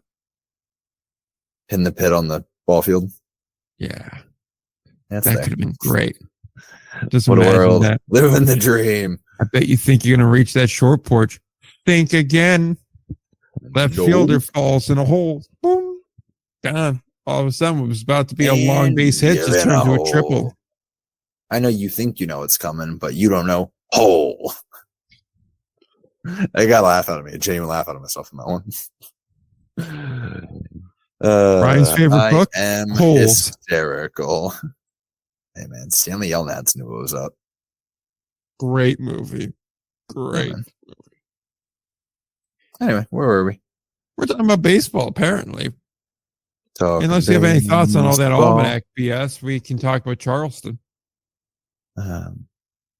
Almanac? What? Yeah, just kind of going through some stuff that happened last year, some off the field nonsense. Oh, I mean, things like that. Things you'd find in an almanac. I understand. There we go. Good job. I'm proud of you. How about that PJ Phillips? How about it? Is that what we're doing first here? Yeah, we're going to talk Charleston first. 56 and 70 last season. PJ comes in to manage, takes over for Billy Horn. I'm not going to lie to you. I think I lowballed a lot of my over-under numbers. So this is going to be a common theme throughout all of them. I probably could have bumped up the win totals here. Overall, I'm looking at this team, and I feel like I have more confidence in it because of their manager than what I actually see. They'll do that. I think guys like Keon Barnum are cool. I think guys like Willie Garcia are cool. Mac Lemieux is an interesting piece.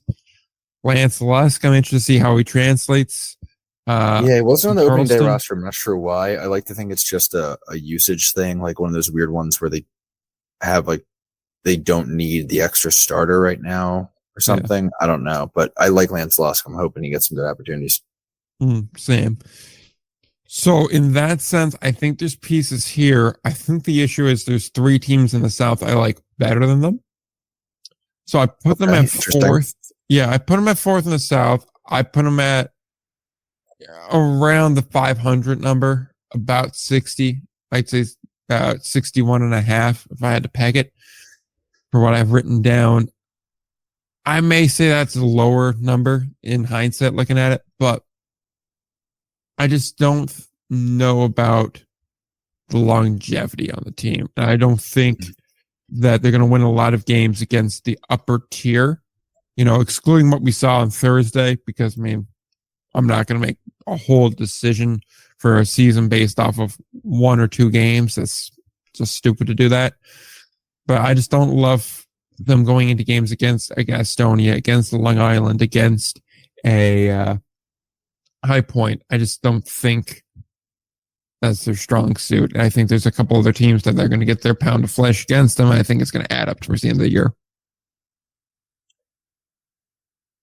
Okay, I can follow you there. So I'm trying to. Charleston actually had one of the more. So for anybody uninitiated, I wrote my own projection model. It's pretty good.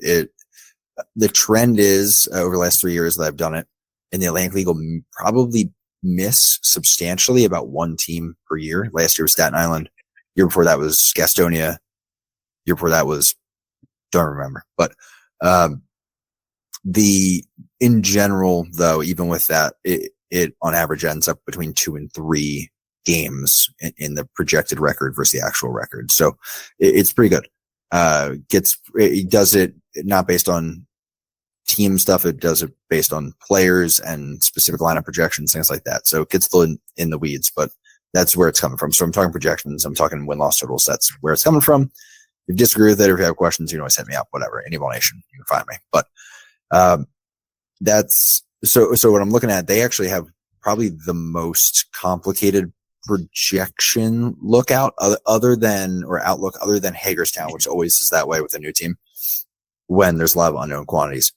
So Charleston's really complicated because it's PJ, who is an offense first manager, taking over a team that was pitching first last year in a ballpark that's the most pitcher friendly ballpark in the league lately. So there's a lot happening there. It's further complicated by the fact that, yes, High Point is nasty. Gastonia is nasty. And they got to deal with them, obviously. And if I look at it, I'm going to double check. Scheduling wise, it's not going to be an easy run. Now, all that to say, this is kind of how it breaks down, is this team is almost certainly going to score runs. It's kind of the energy. They're going to put up runs. This is a team that originally was going to have Courtney Hawkins, Keon Barnum, plus, and friends. This thing was going to be gross. Now, Courtney Hawkins, he went to Mexico, but we also know if he comes back, guess where we'll be going? Charleston. So this team could be a real wrecking crew. With that, we've seen some real pitching implosions from PJ teams. Even the Lexington team that he won the championship with was kind of a wreck on the pitching side, but they just put up touchdowns offensively.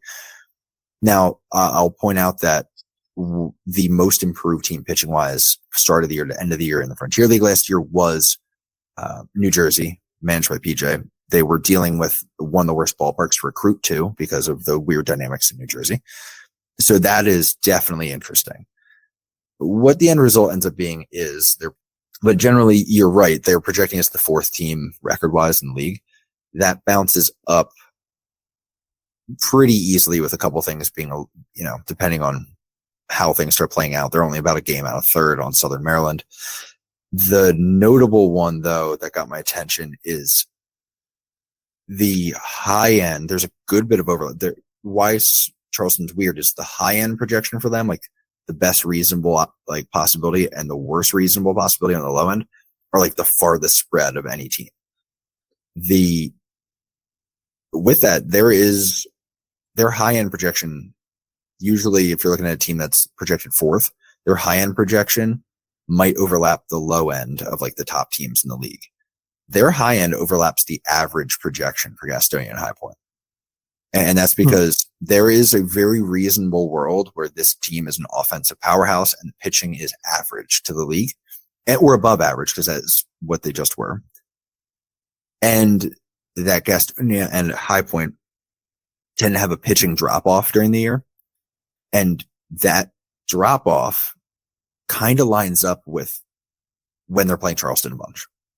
So if Gastonia High Point can't keep their pitching in hand, Gastonia's pitching got rated, I think a year ago, 2 years ago, High Point got rated. If that happens again, they're going to be very vulnerable to some Bailey time series with Charleston.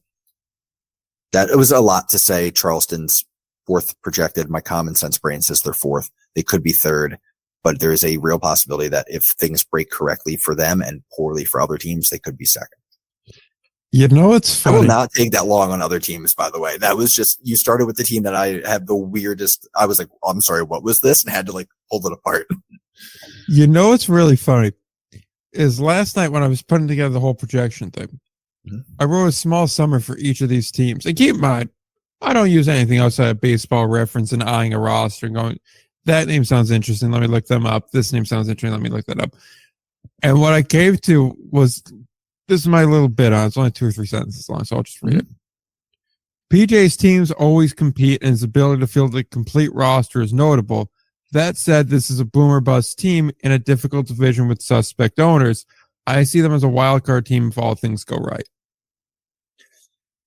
That's a good point. But on the suspect owners point, here's an interesting one to consider. Andy has shown, I don't know what it is, but he will spend on a team. Like he will spend on like he will push salary cap.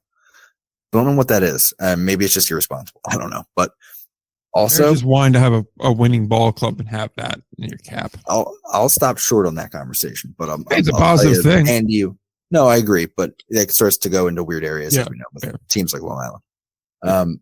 But what I'll say is, PJ, he isn't. I don't think mind me saying this, because everyone knows it. Here comes the text. PJ and Andy don't vibe like that. Yeah. They literally already went separate ways once working together. This was Andy needed a manager, and managers didn't want to come there. And PJ needed a manager job, and he got let go late in the year by Jersey. And Andy was willing to pay PJ. And I think PJ's roster building for his next job, and he's managing for his next job. I wouldn't be surprised if he goes really aggressive. Now, the counterpoint is you could always see Lexington 2022, where the writing was on the wall that something was a disaster, and we're kind of just like, this is going to be what's going to be. We're not going to keep pulling people into this mess. So there is the possibility of that too, of full meltdown. So Charleston's one of the most interesting teams in indie ball to me this year, which is funny because it's Charleston. And I hate to bring it back to a thing we've beaten down on before, but every time I keep hearing about, this guy needed a job, I just keep thinking back to, and then New England didn't hire them. Bro, dude, right? Yeah. Or they didn't even want to go there. I mean, if I'm honest. Yeah. God, that organization. I'll stop because we're not doing that today. Man, I just want to talk. Oh, dude, Frontier League preview is going to be interesting. Oh, because there's a lot of teams there where like, and I think this will be the last little detour for a minute, but a lot of times we talk negative about a team. It's not because we dislike the team, but it's because we see a pathway in which this should work, and it shouldn't be that hard to get this to up relatively. Mm-hmm. It shouldn't be that hard to make this work.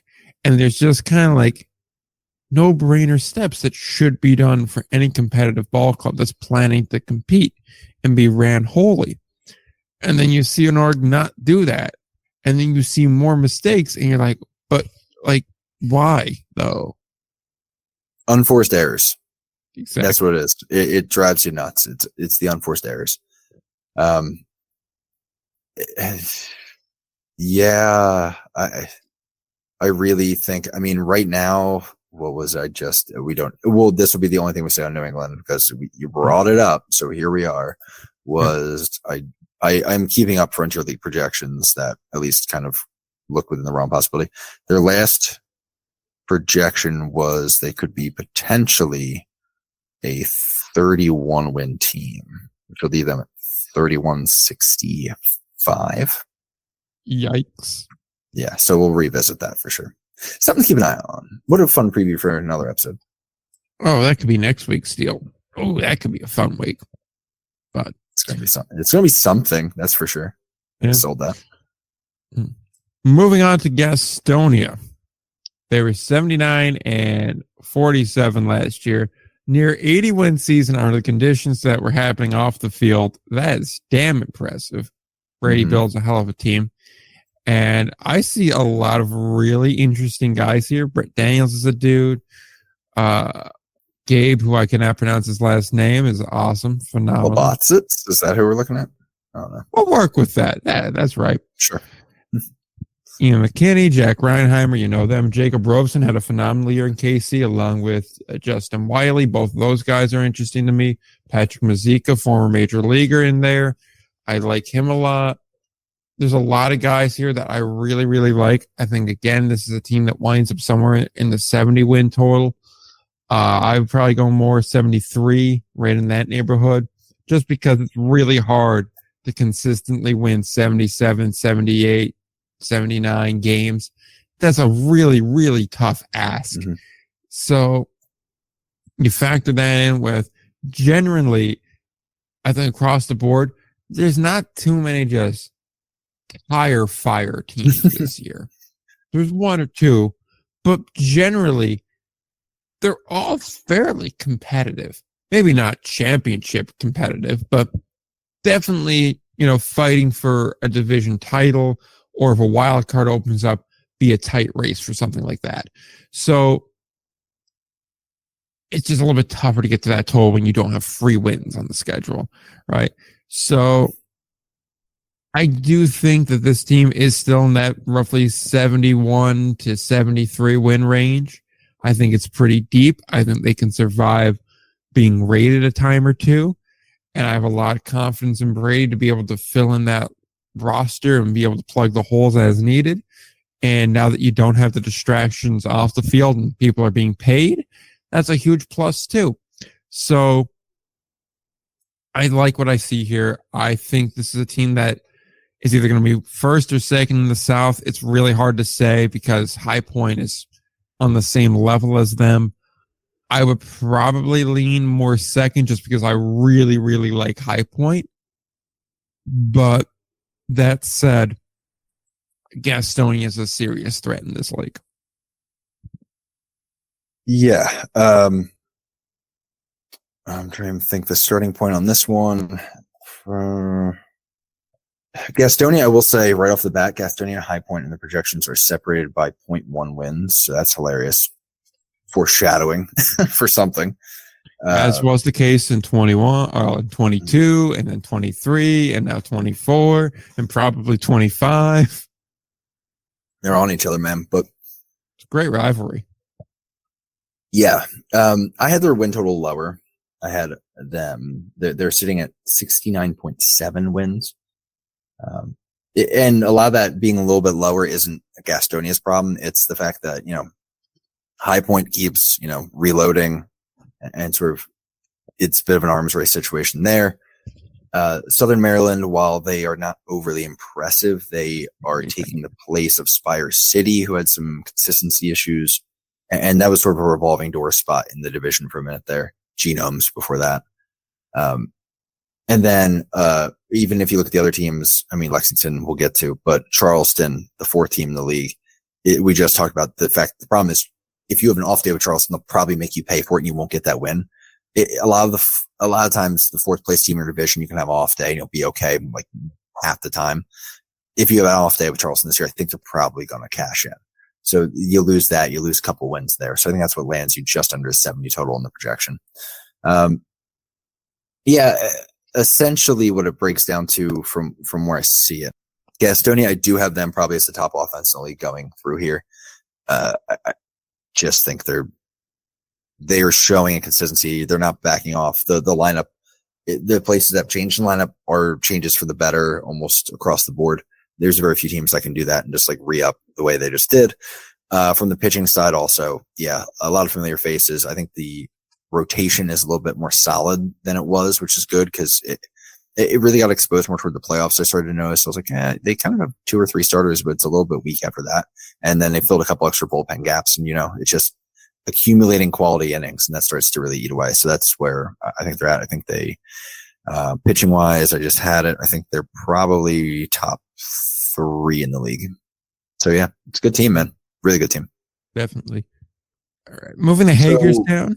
Oh yeah, go ahead. I was just going to. No, go if you have another point on Gastonia, say it. It was just going to be quick. I was going to say I really like a couple of the additions. The thing that stood out to me though with the rotation is they have Zach Lowther, who's looking like a 3.5 ERA guy. Ian McKinney, who's a sub 5 ERA guy. LJ Newsome, who's like a 4 ERA. Jeffrey Ramirez, 4-ish. Brett Daniels and Ryan Conroy, both sub 3 ERA projections. That right there is a rotation without a guy with a 5 ERA in it, projected wise. So that's huge. That's going through. You can go for a full week without coughing up, 5 runs and 6 innings.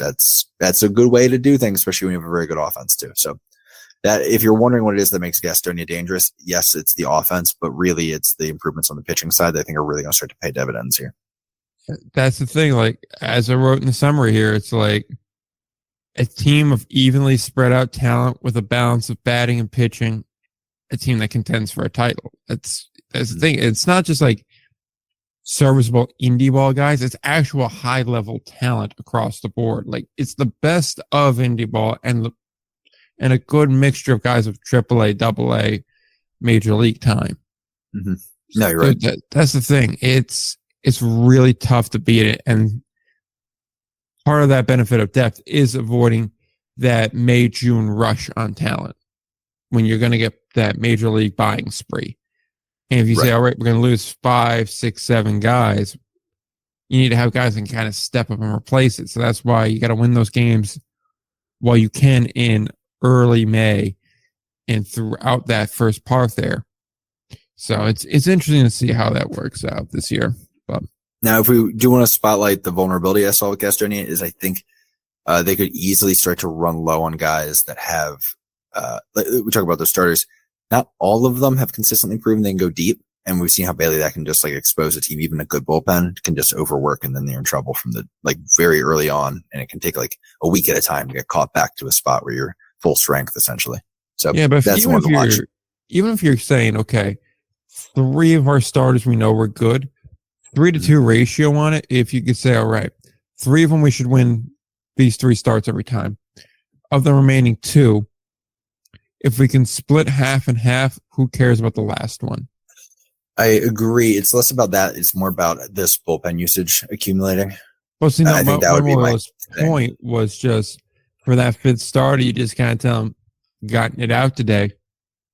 Mm-hmm. And that's where like an Ian McKinney could be useful too. They also have Nate Pedden hanging around. Nate Pedden's a guy who I find interesting. Interesting, yeah. I know There's would love to work there with where him. I'm like, I believe he can do better than what he's shown, Mm-hmm. but at the same point in time, it's also like results business. Yeah, I mean, for me, again, for people who don't know, I talk numbers a lot, but like the thing on field that I sort of specialize in, I guess, for lack of a better term, is like I really work a lot with pitch selection and, different pitches and how individual guys throw them and what they can do. Nate is a very interesting guy. I think he seems to struggle with a repeatable motion. I think about him way more than I think about good pitchers in this league. It's really funny. And because he's got the potential to throw some gas. He's got some breaking stuff, but like, it seems like he doesn't deliver consistently enough. And I think he's throwing it from, maybe not always, but I think when he tires, especially, he tends to throw from different hand slots, and it makes it obvious sometimes what's coming, and guys can sit on it. And I think he doesn't get his pitches running hot, like going for him at the same time. So he tends to have to channel only 1 or 2 pitches, and it's too easy to choose one or the other.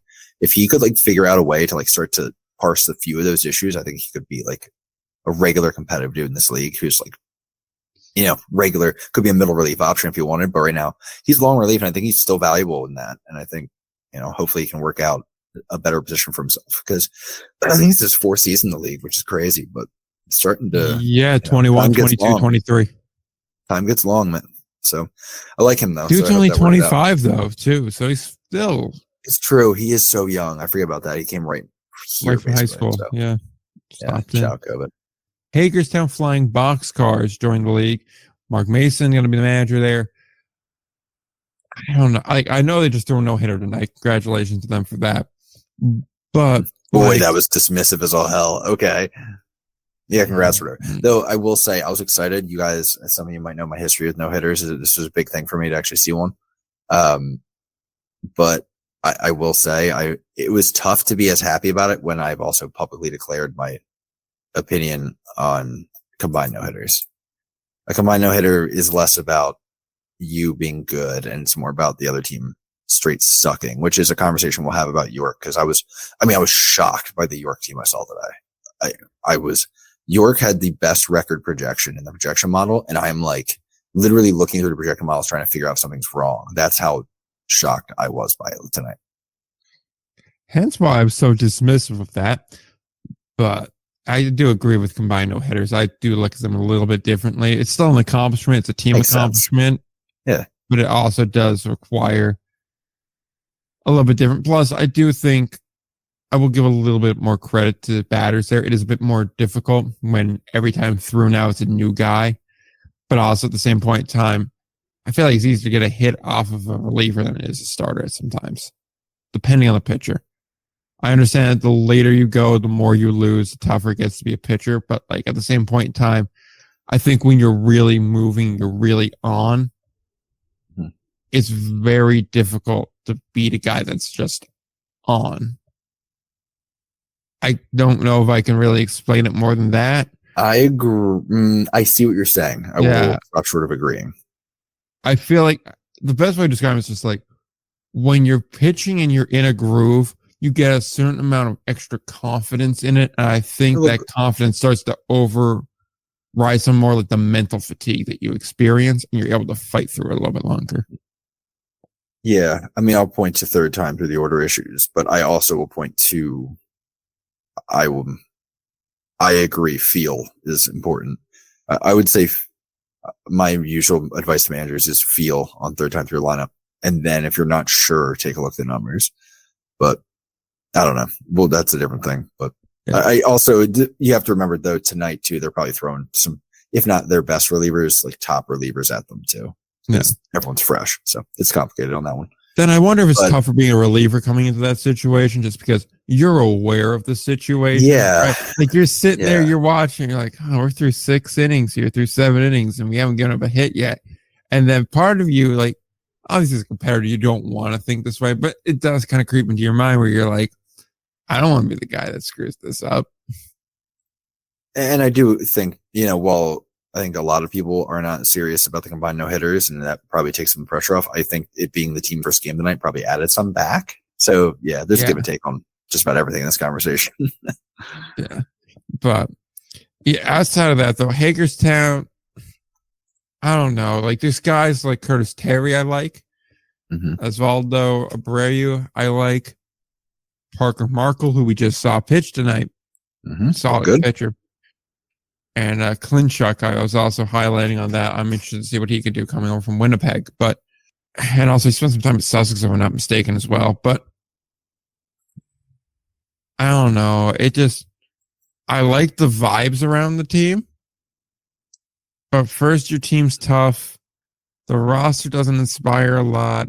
I got them around 59.5, 60 wins, that kind of range. So hovering around 500. Fourth in the North, I think. Part of my problem with trying to figure out like the grand plan for them is I'm like Long Island should sweep the first half. That's a stacked team, and they always do well in the first half. Lancaster, I am afraid to do any prediction with them because like on paper, there's individuals I like. As a team, I don't like it. But then I also am like, second year bullshit though. Second half bullshit's just a real thing. So I'm always hesitant on that. So I'm like, all right, so that handles like the two teams in the North here. Do you think there's at least one team better than Hagerstown outside of those two? And I'm like, yeah, probably. But at the same time, I was like, they're not the worst roster here. I mean, we'll get into it a little bit later on, but a team that just no hit, I think, is significantly worse than them. And interesting. Okay. Yeah. So, like, overall, they just don't. It's a lacking roster, right? Like, I don't look at it and think that guy's a difference maker. I don't have too many guys here that I really think of it. Okay, I can meet you there for sure. I see where you're going. I think that's a fair way to say it. I think there's not a lot of spots where like, ooh, this is not pretty. There's also a lot where, you're like, I need an impact play maker here, and I'm just not getting that. I'll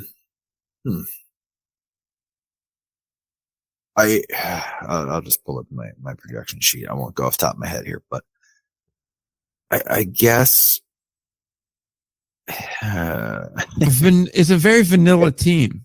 Is what it is. I have them third in the North right now. That said, I'm openly questioning York, who is listed several games above them. I don't think I'd knock them down to be that all the way down to Hagerstown, but I have them as an above 500 team. Though quite a bit of that is based off of, I think they have some teams in the division that they're not going to be getting swept by, you know what I mean? Yeah. Early Staten Island years where they were just happy to get a win in a series at that point. I don't think that's where they are on any team in their division, which is big. I think they're good enough to take a game every time they play Long Island. And I think they're good enough to take one or two from York every time they play. And I think they're good enough to basically go 500 against Lancaster and Staten Island.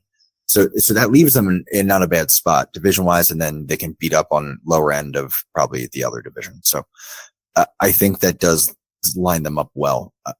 My primary concern was honestly less on field.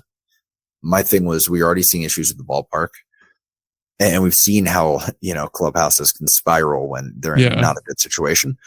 My reporting back from going to the game tonight was I talked to a couple of the guys, and the vibe was good. The vibe was really good. And the excitement seems to be high about the stadium. They're saying it's gorgeous. They're saying they're on board. They don't really seem to mind the sort of moving around and whatever. I think maybe they'd be a little more annoyed about is suddenly not having home games in a spot where maybe they're mid-season and they've been traveling.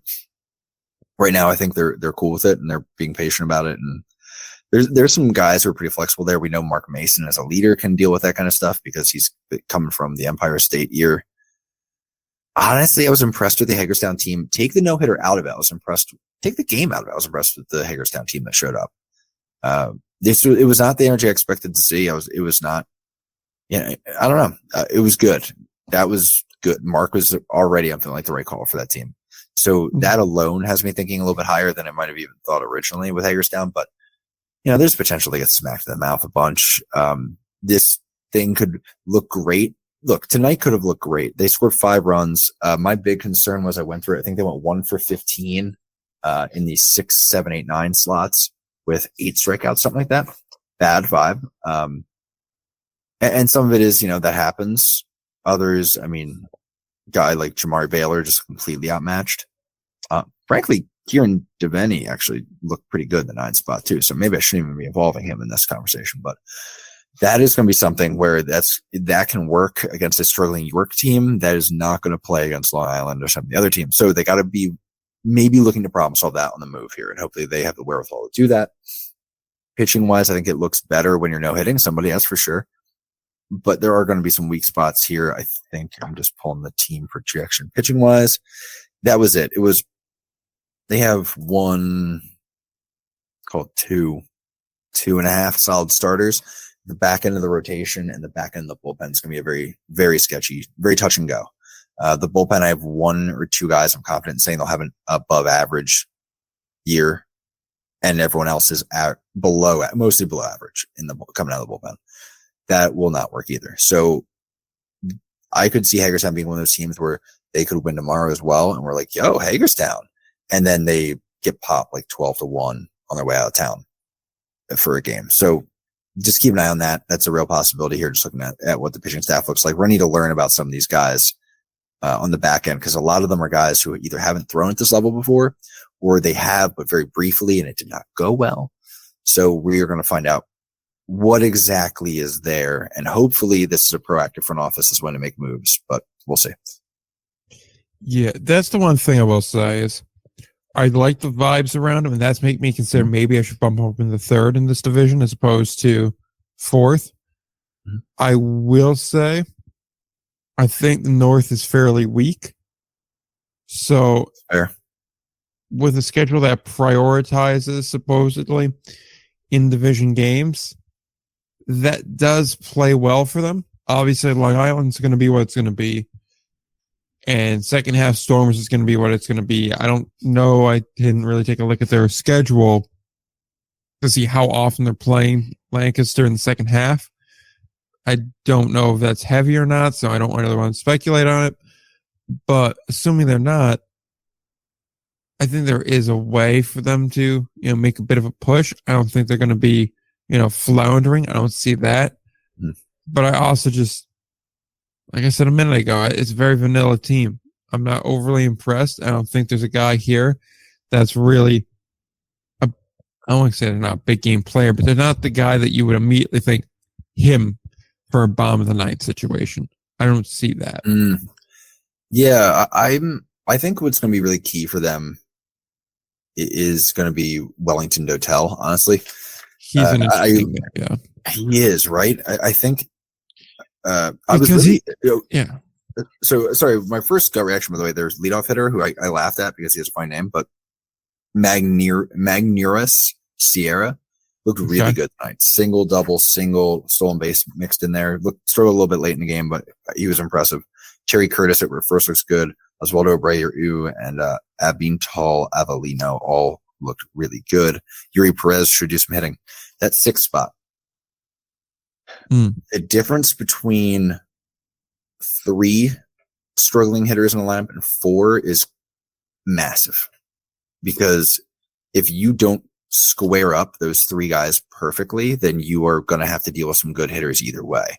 If you have 4, you got more wiggle room where you can start an inning off in a couple different spots and not have to face a hitter that you're really worried about doing damage. It's a weird thing, but something I've started to notice, especially at the indie leagues where you have trouble putting together a full lineup of hitters. Wellington Dotel, as a guy who has a history of hitting well, over 300 with some power, but it's just not been there over the past year. I'll try to find the exact stat, but he was really underwhelming over the past year and a half, I believe. He played in Sioux Falls last year. Come on. Yes. Yeah.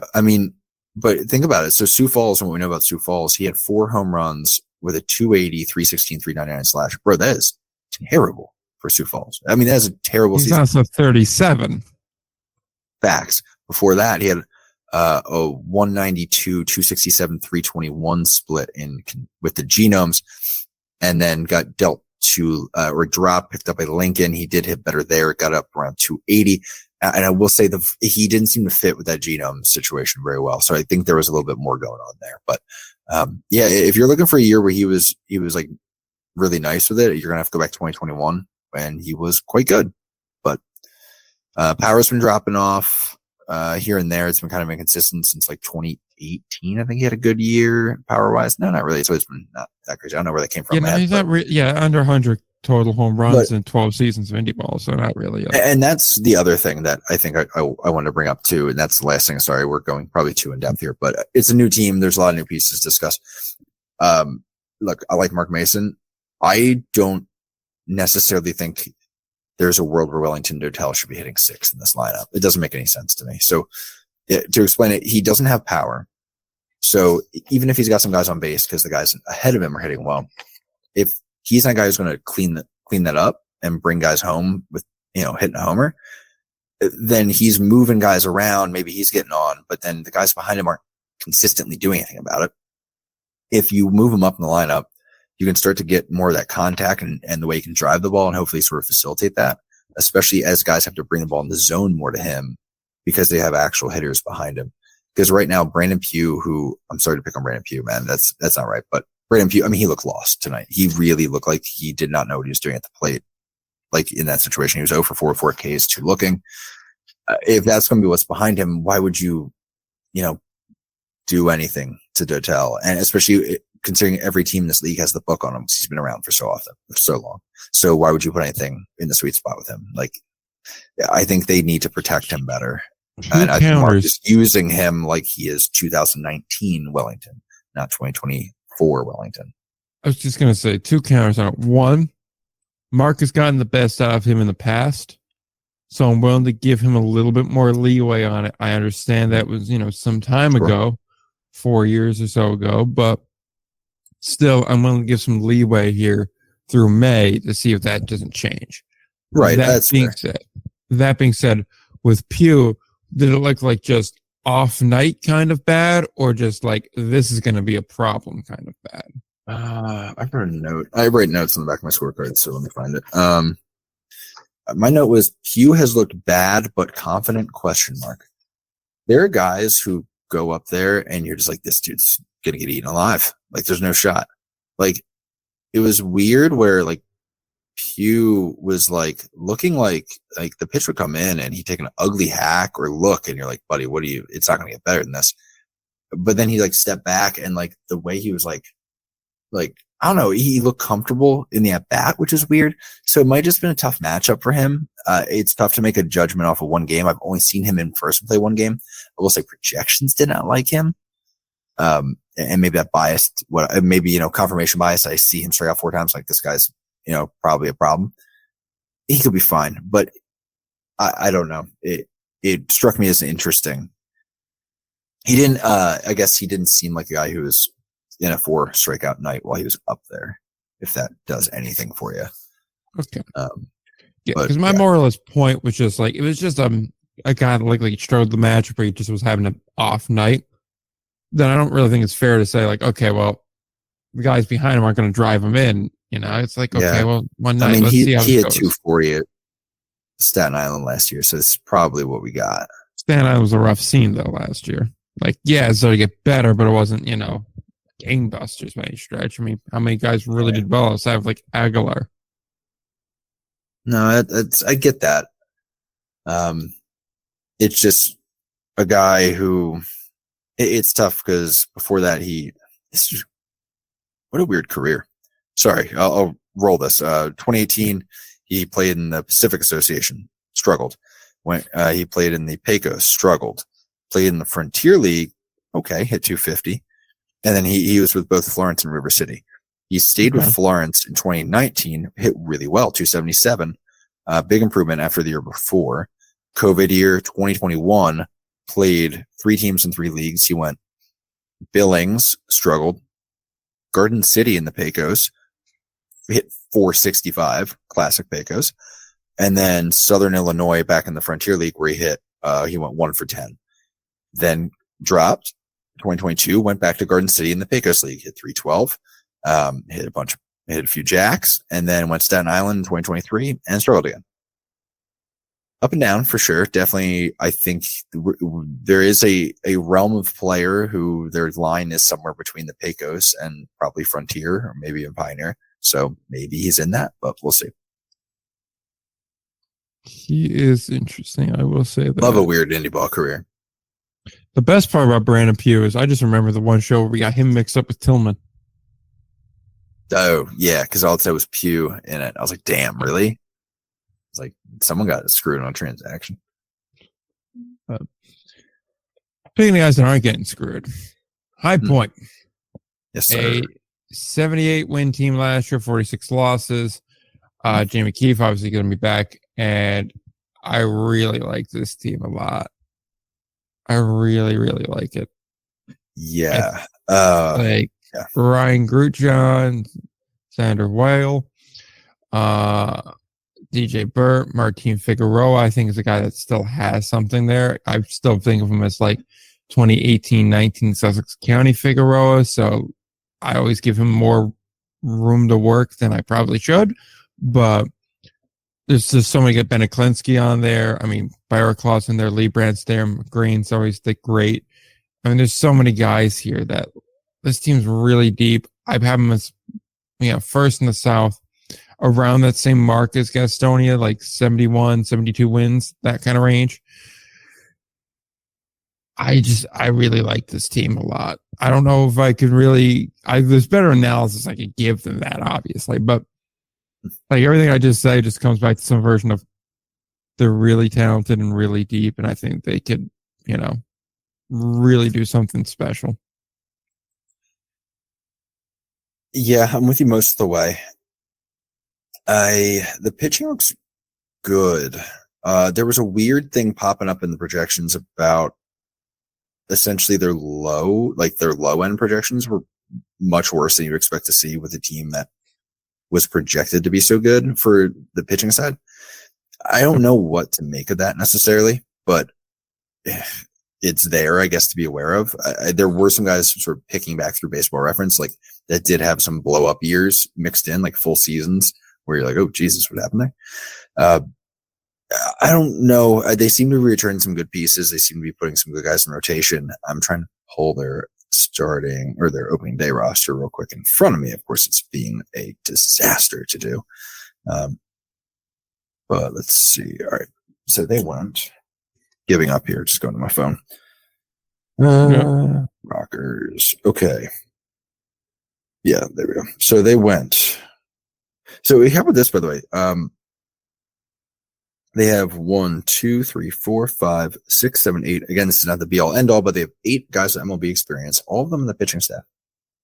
But that Zach Muckenhern, he was a guy that did well, projections like him. And Brandon Lebrand obviously coming back is a big piece for them. So that's good. It feels like they've had good returns, and the people they brought back in were a net positive, which is kind of what Gastonia has going on, which is why these two are so interesting. I have them below Gastonia, but only by a 1/10 of a win.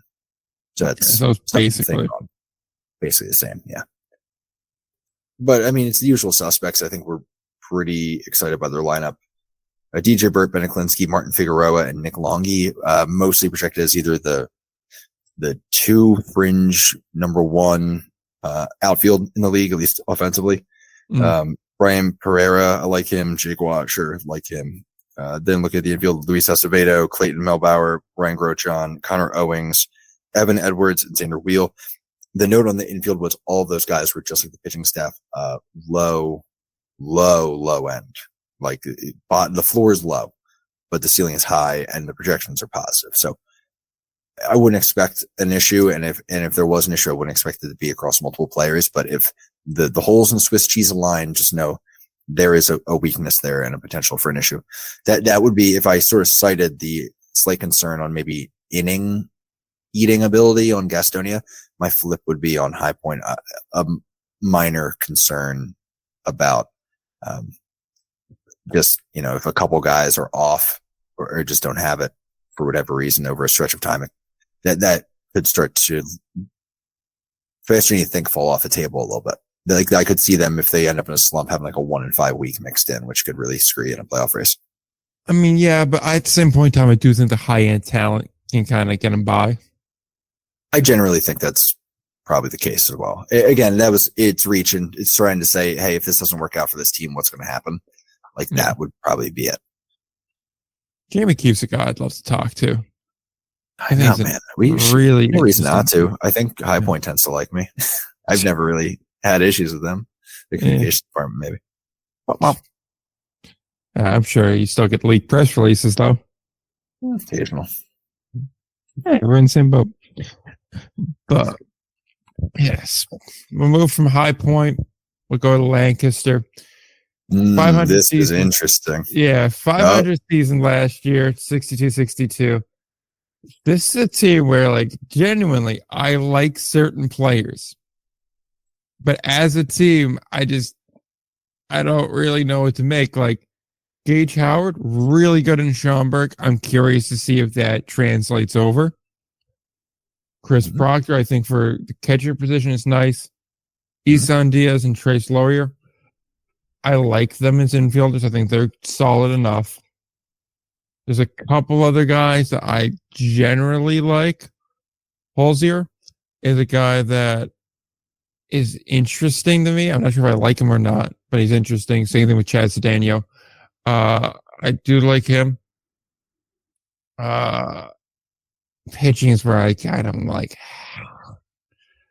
Niles Ball is, or Niall Ball is always going to be good. You know that he's reliable. Augie Slike is a guy where I don't know if I'm falling into a trap on him or not, but I feel like he may have something there. And same thing with Oscar De La Cruz, because I do remember at points De La Cruz putting together some decent stretches last year.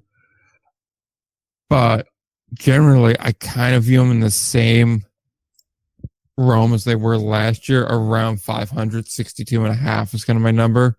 Maybe I'm overestimating them because I'm putting more weight in like they'll come around in the second half more than the first half. But I don't know why. I just think that this team is such a difficult one to predict because never on paper do they look like this, like breakout obvious contender. Like, oh, they'll obviously be good. They'll obviously be bad. But they always kind of piece it together to where they're respectable, right? Like, how often is Lancaster just like horrifically free win day? I feel like 2021 they were a problem. I could be wrong. And yeah, they were 7 below 500. That's about it. I mean, that's not free win day bad. I mean, yeah, it was just a tough. They had that was the year they had that bad pitching staff for a while. That was like, what are we even going to do? Yeah, but yeah, right. That's the only one I can think of, and that was just. I think that was more of a struggle to adapt to post-COVID indie ball at that time. Mm-hmm. Plus, everyone struggled with pitching that year too. Lancaster had the broken TrackMan too.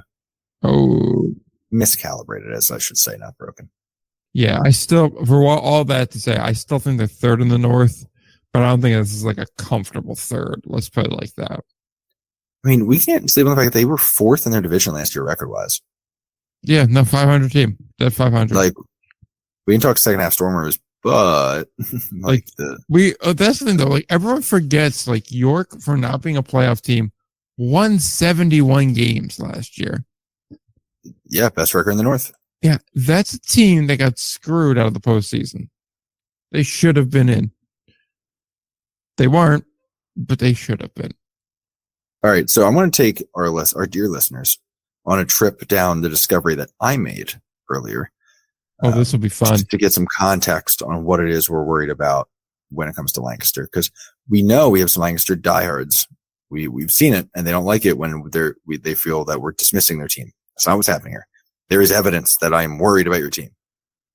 So I will direct us toward the 2023 Lancaster Barnstormers stat page and the pitching side.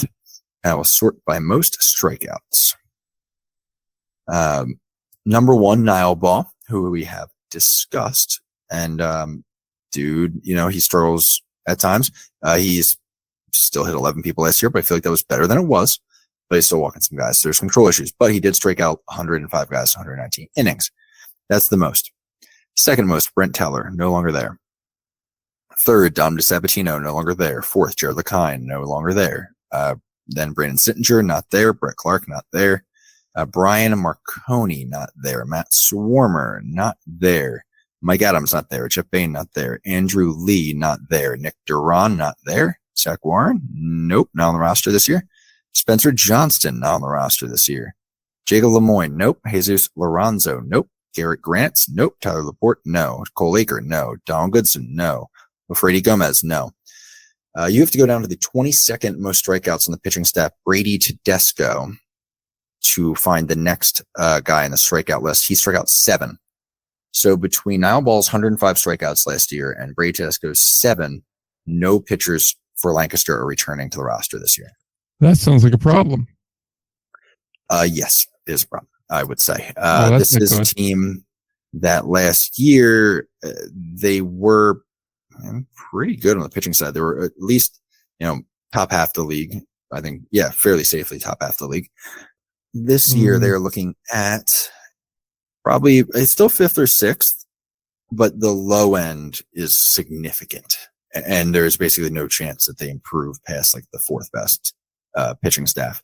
Combined with the fact that they really haven't done anything to improve the batting from last year, and the fact that they were just middle of the pack last year and offensively.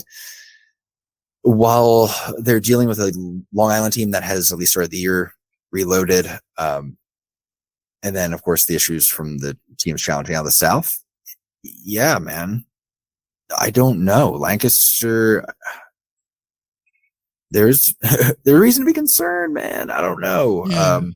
I'd like to see them, defend it. I think it's good for everybody. I think it's good. Lancaster's a good team. I think it's good that they're sort of the recurring obstacle that people have to go through, and they show up when you don't expect it because of the second half Stormer thing. But I have them at 61 wins. I would not be surprised.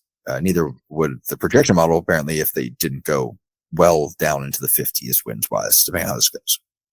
It's such a team where it's easier to see how it goes wrong than how it goes right. Yes, well said. And the only hang up I have about saying it's going to go wrong more likely than right. It's just like the last 2 years, I haven't been impressed with them, and they won a championship. And so, like, for as much as I want to like get on them, I was like, they got the hardware to back it up. They got 2 pieces of metal there, and it means something. Yes, I'm with you, and that's where my head sticks too. But there are teams in this league that we see who are,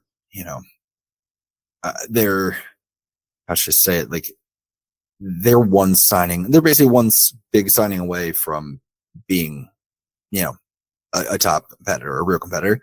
I don't see that with this team, if I'm honest.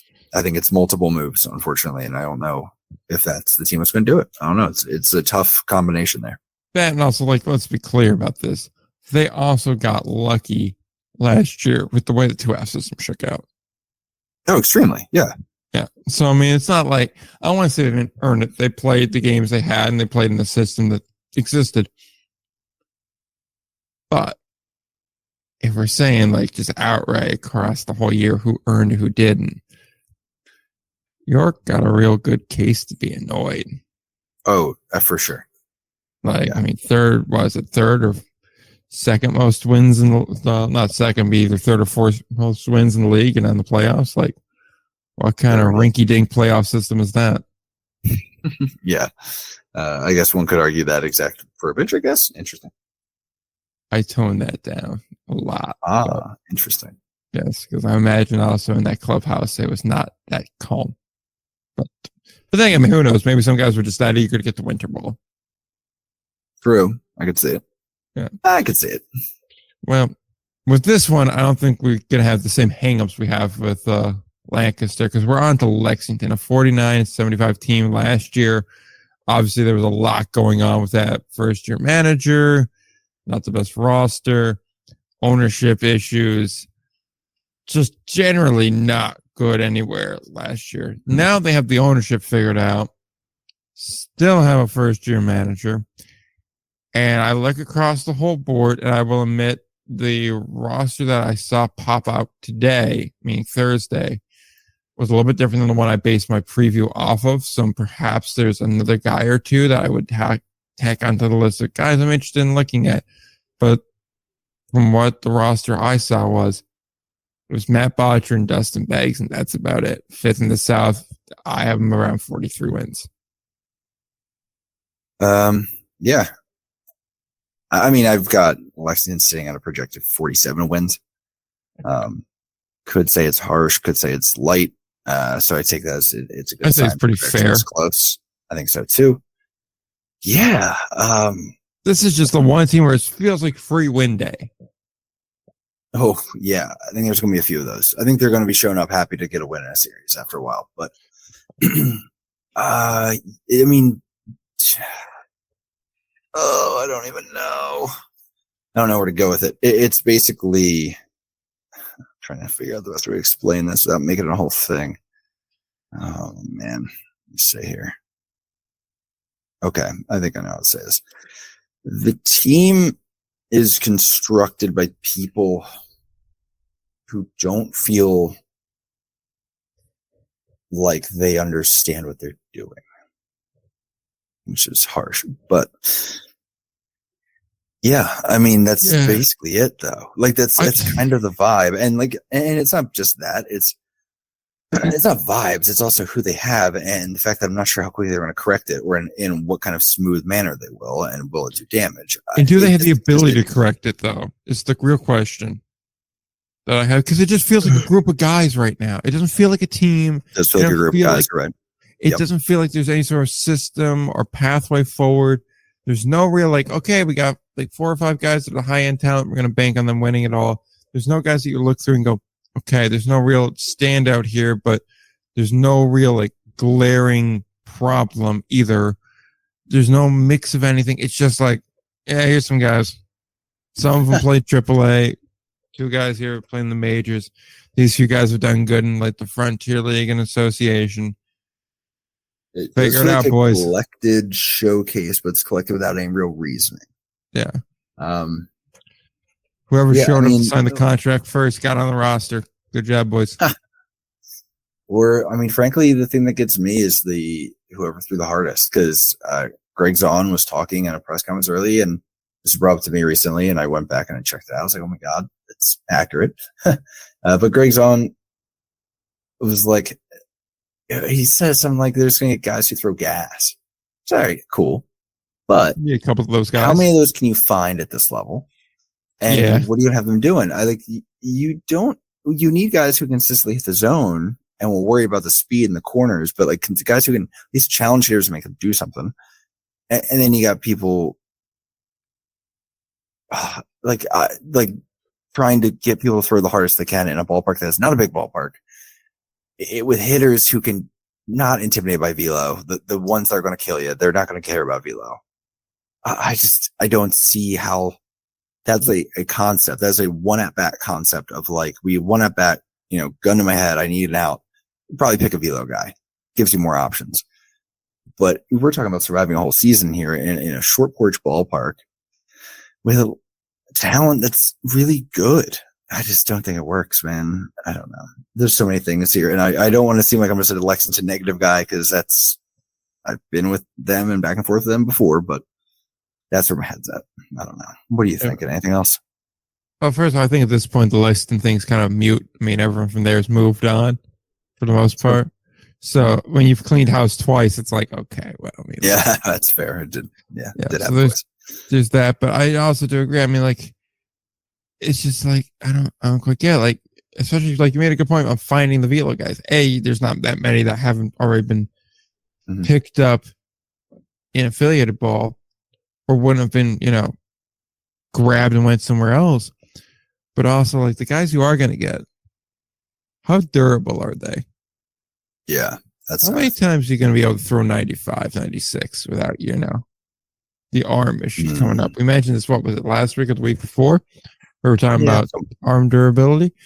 And it's like, this level, they're hard to find, period. There's 2 or 3 guys that arm injury, and let's say they got beat up a little bit before, they had their injury, and they finished the year with, like, say, a 5.66, right? Not terrible, but less than ideal. Who's signing up for that? I don't know. Like, I don't know. I generally have that quite, like, if you go, okay, so I'm going to go in there, I'm going to get hit a bit, and I may get hurt. And it's all going to be for nothing because it's going to be a losing season, on the hope that it'll get signed before any of that bad stuff happens. That's not a great plan. Like, no, that's not necessarily a sustainable idea. And it feels like if that kind of guy would be like, okay, well, I have other offers here. Maybe I should go somewhere else. Obviously, that's your only option. It's like, well, you're going to take your only option. Right. Because it's not really an option. So, I have problems with the roster construction. It's serious. Because, like, you need, but the thing is, seriously though, like, is there any, like, major bat in this lineup where you're like, problem? No, like, no. Matt Botcher, I have confidence in because he's scaled up from Schaumburg to Chicago. I think can scale up again. Also, not being in Chicago anymore, I think helps too, but, Fair. So I have confidence in him.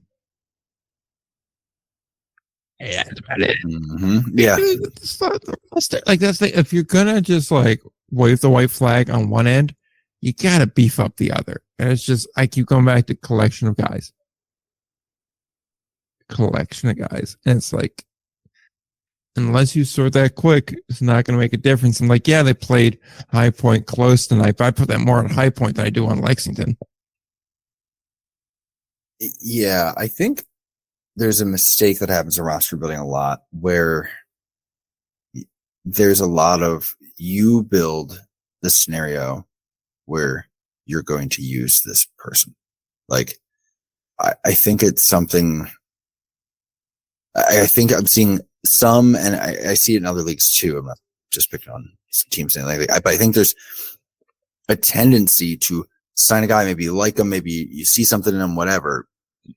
And in your head, you're like, well, this works because, I can bat him here. And when so-and-so gets a hit or this happens, then he can do this right behind him. Or like, oh yeah, but he can, you see on the pitching side sometimes where it's like, oh, well, he'll look good between these two righties, this lefty, because they bring him out of the pen in that order. This will work. And you start writing the scenario and you use a guy. But like, sometimes I'm like, yeah, but like, if it's not, can you still use it if it's not the specific scenario?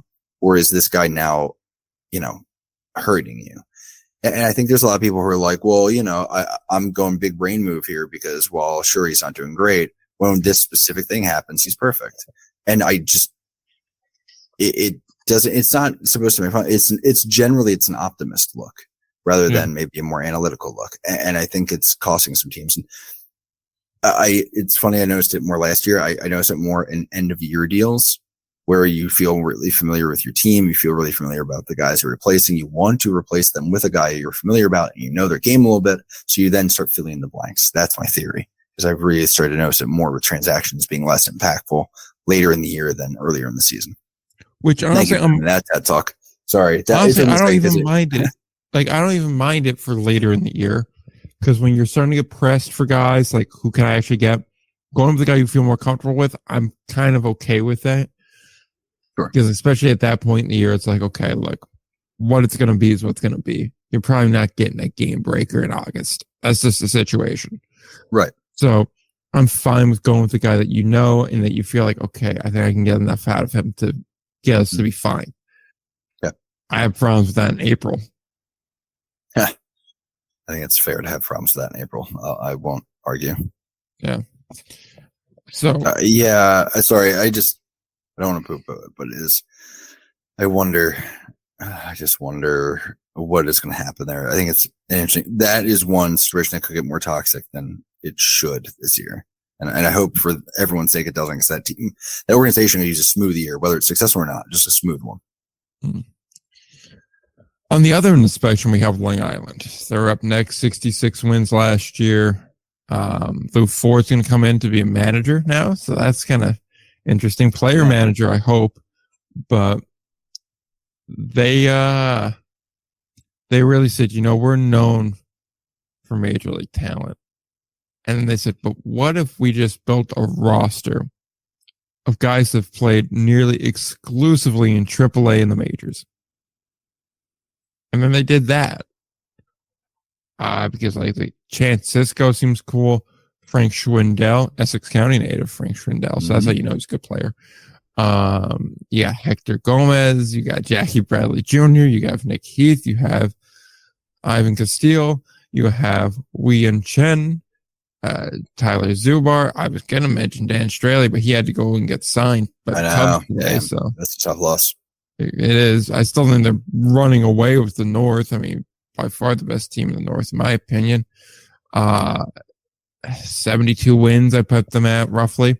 So I feel like that's a fairish number for them. I think this is a lineup that is very deep. That's going to get hits. It's going to be productive.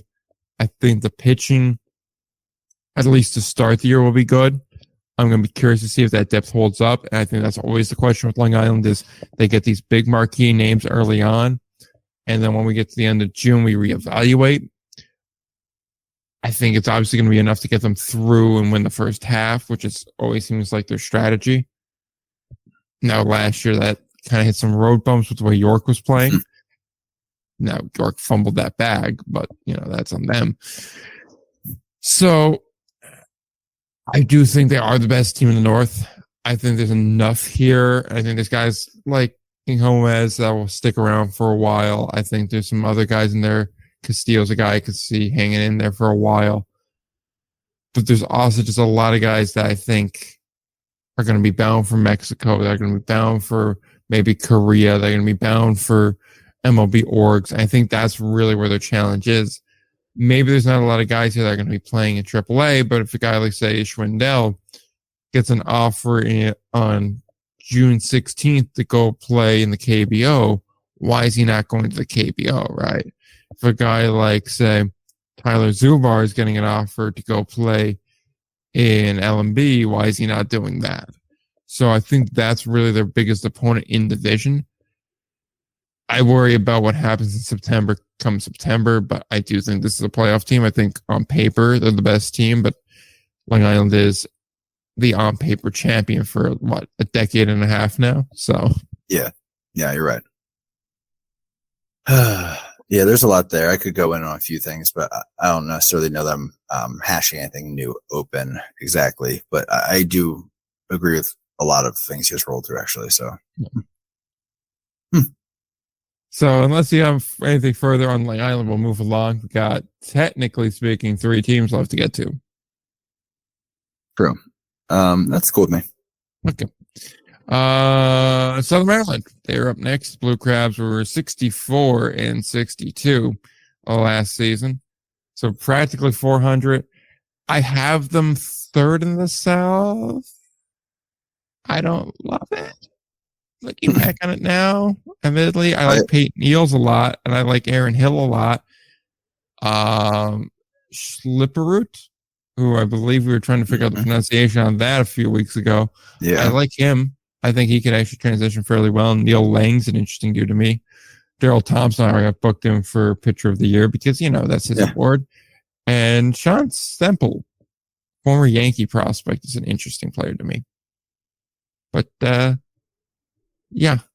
batting's an issue. It always is. Pitching always seems to work itself out. It just feels like another lock stock Blue Crab team. Yeah, that's pretty much what I'm looking at as well. I mean, their pitching, I thought, while it didn't significantly fall off, I thought it did show more cracks last year, but I think part of that was because Mitch Lamson got picked up mid-year and then Daryl Thompson got injured. So I'm trying not to think too much about it. I've got them projected around 59 wins.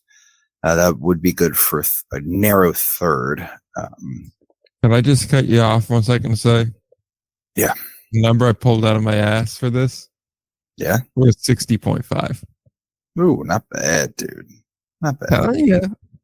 I've gotten to the point where after 5-6 years of doing this, I'm just eyeing teams up and like, yeah, that's what you're gonna do. Yeah, it's a fucking eyeball thing. Oh man. Let me see. I'm just trying to look up what else I have noteworthy for them. Okay, there we go. Yeah, is there any batter I missed, maybe? Well, that's what I'm taking a look at here. I didn't have anything too crazy. Let me pull my other list up. I got lists all over the damn place still. All right. So, come on. Why? Sorry, that was not where I saved it to. All right. As far as the actual players in this lineup go, so I mean, I think the pitching is going to be the same pitching. They're going to get some guys overachieving in ways they shouldn't. They're going to get Daryl Thompson. They're going to get a couple studs. And I think they'll be all right. Bullpen, I think there are some question marks. They've been kind of shredding them up, but they are missing a few familiar faces out there. So I could see that being a step back for them. Looking at the offense, though, Ian Yetzko, Michael Wolansky, they've both had some struggles. They need to kind of have that sealed up. And then the 5th outfielder spot. I don't know. It seems like a good list of outfielders that can kind of platoon. So I don't have a ton to say on that. I mean, it is a safe roster build for sure. which is kind of what we see from them. They're not big spenders. A lot of times I feel like I walk away and I just look at them and I'm like, what are we doing here when Long Island is just, firing out MLB, which again, Long Island's a questionable example because who knows how they're using their salary cap. That's one thing, but yeah, I don't know. You got like Charleston pulling out like Keon Barnum, trying to get Courtney Hawkins, all that. And then like you have Southern Maryland, which is like they had the Lees, they're gone. Like who else? A notable loss. I'll go back through this one. Sorry. I have a discomfort with the team that I have a hard time verbalizing because I'm like, well, I'm uncomfortable with the pitching. I'm like, well, the pitching is held steady last year and we're kind of going to do the same thing this year probably. But then they're like, well, I'm also uncomfortable with the hitting. It's like, well, the hitting's always been a problem and, okay. But it's just that I feel like both things are continuing to get worse, not in a big way, not like Lancaster where who is pitching this year. It's just, a little step back. So, why Lance can come back is good, but they don't have Brian Hogg. They don't have Khalil Lee. They don't have Braxton Lee. They don't have was Kerrigan still around this year? I don't think he was, if I was looking at that correctly. No, I didn't see him on the roster. Kerrigan, he wasn't there for long, but he's not there. Alex Crosby not being on the roster was an interesting one. He's been a key part of that. I know, right? That's an issue. Yeah, something definitely there to watch. Jack Sundberg, and then you got to go down. Ian Yates goes there. But they're returning, two of their top 9 OPS guys from last year. So that's where the offense is. Like, again, it doesn't scream maintaining position to me. It screams falling backwards a bit. So that's why, I do have them going backwards a bit. I have them sitting just below 500. I think it's pretty fair. That's pretty fair. Right? I got them too. So, right. Yeah. And again, I think they'll hang close to 500, but I think some of that's going to be because they're going to play some Southern Maryland or some Charleston games where they blow up a little bit and they're going to play Lexington, who is Lexington. That's pretty spot on there. I have moments. But moving to Southern Maryland, we are going to go onto Staten Island. The Fairy Hawks, a 49-win team last year. They have Mark Metakazi coming into manager, third manager in 3 years, so make of that what you shall. But they really started to turn a corner last year, I thought. It didn't fully come together, but it felt better than year 1. Year 2 felt better, which is always what you like to see. I genuinely believe in this team. I feel like I'm going to be burned by them, but I do believe in this team. I think they're a 64-win team. I think that's going to be good enough to be second in the North. Now, granted, if you've been following along, I have a bit of a log jam between 2, 3, 4. So if it falls anywhere in there, I'm not really overly stunned. Chris Capuano, I really like. Joe Jones is the guy I'm interested in. Obviously, Sandoval's the big get. Nate Scantlin, I'm a fan of. Brian Warzak, I'm interested in. And same thing with Justin Williams. There's guys here that I really do like. I think they're improving slowly. I think Mark's probably the best manager they've had to date. I think he's probably been able to build the most complete roster so far. And yeah, it was a suboptimal outcome today in Charleston. I still believe that this team is going to be a 500 or better team. I think that they're probably not going to get in the postseason just because of the 2-half system. I think it's going to work against them. But I think this team, for the first time in their history, is going to be a genuinely respectable team that's not just going to be a free win day showing up there. And I think that alone is a huge success for them and sets them up going forward, especially if they can keep Mark for, more than 1 year. If you can have him in there for 2, 3, 4, 5 years, it's like, okay, now we're really doing something here. Because I really do believe in some of the pieces that are here. Whether it bites me in the ass or not, we'll find out. But I do believe in this team. I think they are a lot better than they have been in the past. I think they're definitely the most improved team in the league. That's pretty far and away the answer for me. They were a 49-win team. I think they probably get to like 57, 58 wins this year. Okay. Not only now, maybe another team could have a larger jump, but I feel like they have a more substantial jump. I think the battle from 49 wins to 58 wins is a tough one. There's a lot to overcome there. That means flipping a couple series against some really good teams. And I do, looking at where this is coming together, let me pull my sheet on these guys.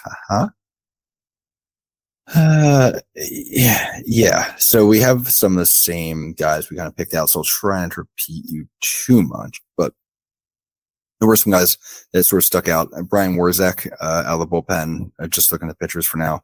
Aaron Leisure, JP Woodward, another bullpen guy. But then they have John Esposito, Christian Capuano back at it, in the rotation.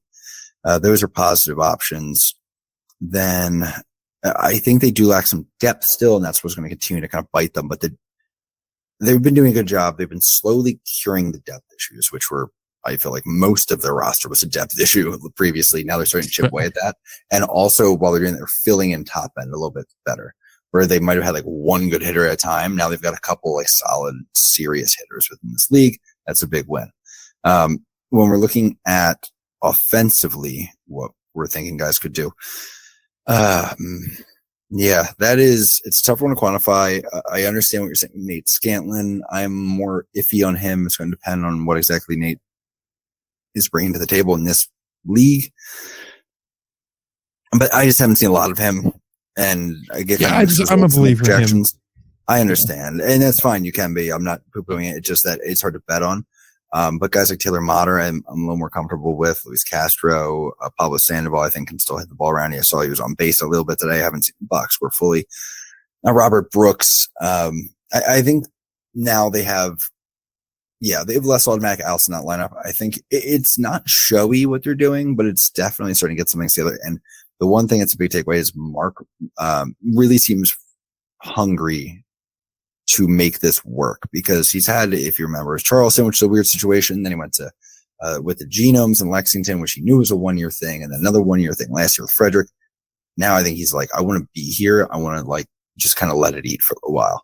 And I think we're seeing that get in Sandoval then. He's been rumored with a few other guys as well with major league experience. So that's going to be something to watch. Yeah, I think, he is definitely someone who is both for himself and for the organization out to prove something. And I think that's a good thing.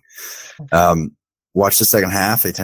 Mark teams tend to have some struggles in the second half, but we'll see if that changes up. It's also hard to track team to team because again, he's, starting new teams recently. So, that's where I'm at. I do sit them, when it comes down to it, it feels bad. My most improved, I still have them at the bottom of the North Division standings, but it used to be, they were, as I said, they were hoping to get a win every series. I think they're sniffing close to 500 now, which is awesome. So yeah, I'm a believer in it. I think they're on the right direction. I think this is a team that maybe makes some noise for a playoff spot next year. I will say second half last year, they were close with 2 weeks to go. I think they were like within like sniffing distance of yes, they were playoff spot. They fell off hard at the end, is what it is. But it's a team that I would not be surprised if they start making a move. Would I predict it? No. Would I call it even an unlikely possibility? Sure, but it's a lot to overcome. But if Hagerstown has the struggles that new teams tend to have, if Lancaster is the step back that we think it might be, and if York is more like the team that we saw tonight versus what projections are saying, all of a sudden there's a gaping hole in this North Division with some wins being coughed back up that are up for grabs. And Staten Island's playing those teams a hell of a lot and can pick up a lot of those wins.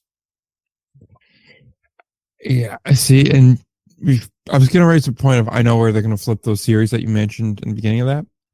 Mm-hmm. And I think it just kind of dovetails right into my thoughts on York, which is I don't like York's roster. Yeah, I just don't. I don't like. Well, I don't know. I mean, my exact summary on York was I have faith in Rick Forney.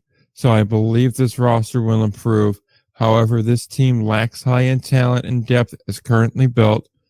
They have to overachieve to avoid the basement. I think they're a 56, 57 win team in the North. I like Paul Medensi. I like Frankie Bartow, and Trey and Rudy Martin are interesting to me, but I don't see a lot else here. I hate to say that. But I think it's a major step back from last year. I don't see where they're getting the same amount of wins. I don't really see where they're getting a lot of production from.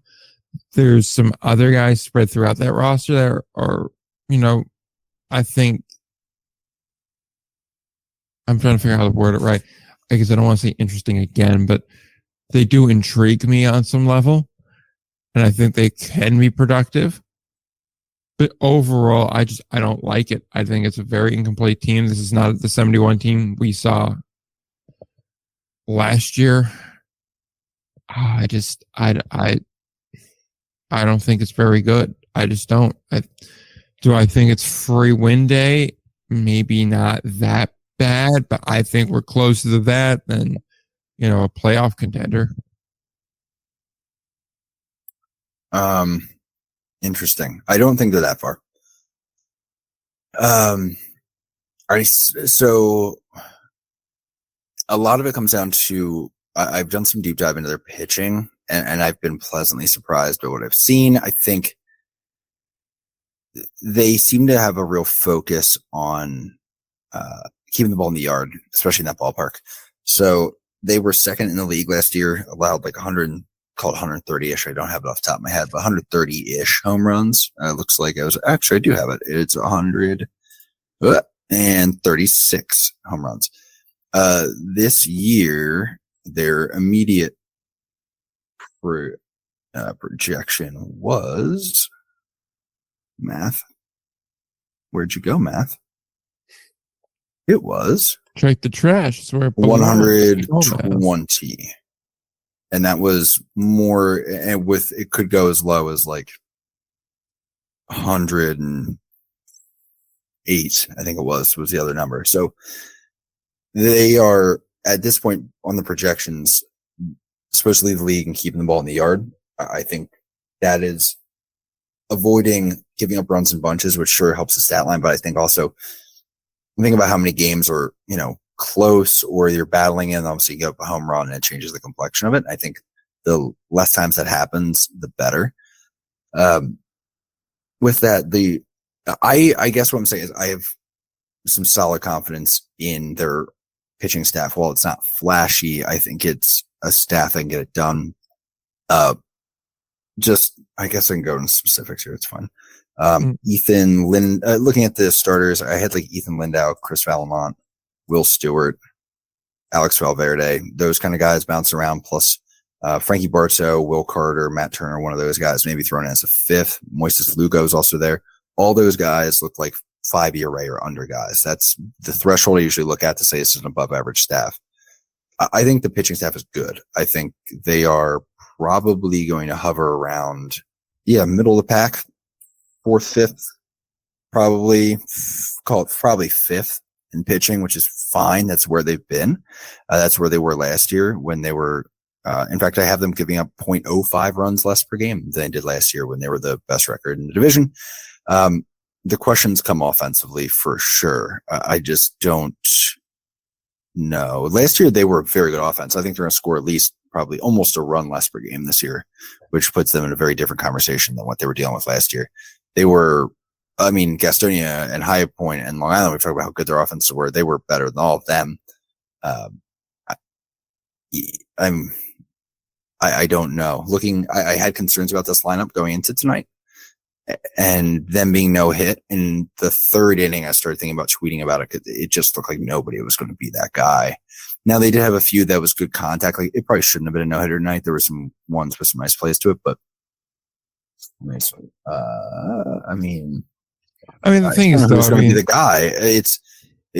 Trey Martin has moments. I don't know. Kobe Cato is a mixed bag for sure. Jacob Ryan Smith, he looks good. Dominic Casey's supposed to be good, but I don't necessarily see what they're seeing with him hitting cleanup. Jamari Baylor is one. I'm not sure about. Rudy Martin's another one who I don't know. There's mixed numbers on him. Behind the dish, I think they're probably going to get about Mendoza line quality out of whoever they have catch right now. It's not a lineup. It's not a lineup. I think they will hang out. I think they won't be as bad as you think because pitching can keep you in so many games, but not good. Sorry, that was a cheap way out. I don't know what to make of them. I still know what to make of them, which, kills me. But see, my issue is more or less, I just genuinely don't believe in the pitching staff. Like when you say not flashy, I just don't see a lot of guys and maybe it's just because I'm not using any sort of model. I'm just kind of going off of, looking through and trying to find something. And so obviously that method's not going to be, good at picking out, I guess more potential based guys. But I don't see anyone that's going to step up. That's my main, quandary here. Like, I don't see anybody here. It's like, okay, like, sure, there's some guys that are under the radar guys. I still don't believe in them. I think that there is a better path to success for everybody else in the division. And I'm inclined to believe that the more obvious paths will happen than the one that isn't as obvious. I don't know, because I disagree with a lot of what you just said. I agree and disagree. The flashy thing I get, but also that we've seen a lot of teams do well without like flashy pitching staffs in this league. It's about guys who won't get knocked out of games, guys who can hang around and battle and get you 6 innings and not get your bullpen exposed. Like, it's not glamorous, but it's kind of what we're dealing with here. If they're flashy guys, a lot of them get picked up too quick, so we don't see them very long, I feel like. But I am just hung up on the offense. I don't understand. Frankly, the models say it's going to drop. They're going to drop about a run a game from last year. I don't see how it's not more, honestly. Yeah, dude. Like, I'm literally, I was looking through I've been looking at the scorecard since like the second inning, looking at this lineup. Like, God, I don't know. It feels like, I don't know. I don't know what to make of it. Because I want to say it feels like a manager who is friendly with some guys who now he's putting too much faith in because he's friendly with them and he wants to believe them. He's seeing something he wants to see, whether it's there or not. There's a lot of Winnipeg guys there. Right? Fascinating. Yeah. I was just thinking, like, I thought back to the last 2 years of Rick in Winnipeg. I remember doing the American preview every year, and I was like, I don't love it. And I was like, no, they're going to do good. And then they disappoint him. And I was like, told you. I was really impressed by the way the team played last year, but it's also hard to ignore. One, there were more guys who were kind of just seen as like, recurring Revs players that did not return this year. And I heard more chatter about York last year. York was a known quantity to me as an organization where at times it's not the most comfortable with living accommodations, and there's arguments to be had about whether they're doing enough. But usually that seems to be fine. Like, it is what it is. Basically, that was what it was forever. But I had multiple people come to me last year and be like, yo, like, I don't know what the hell we're doing here. Like, if you hear anybody looking for someone like me, I'll find a way out of here. You just let me know. And I was like, damn, okay. Because previously, and this is maybe more of a shout out to Mark Mason, but like previously it was, I want to get out of here so bad, but like, I'm staying here because Mark's here. And I don't want to put it all, on the manager's head, but here's the thing, though. I still think Rick is a good manager, though. I agree with that. And that's why I don't want to say it, because I don't, this is not what we've talked about in certain other cities a little further up north. I don't believe that to be the case. It just, I don't know. I feel like there's a chance that he swung and missed here. That doesn't mean.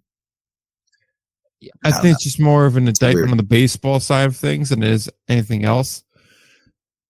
I hate to say it, where I almost feel like the group was better with that Mark built, but the voice from Forney made it work better. Maybe. I think I can follow you there. Yeah, like, I think Rick put too many Winnipeg guys in here, and I think the gap that still exists between Atlantic and American gets exposed in this. That's a whole larger conversation, man. We got through all the teams. Yes, we did. I just want to end it on first half, second half champions and that kind of thing. So, who do you like in it? First half, second half? I don't need specifics. Who are your 2 half champions? For both divisions, right? Yes. Okay. I feel like the South's pretty easy.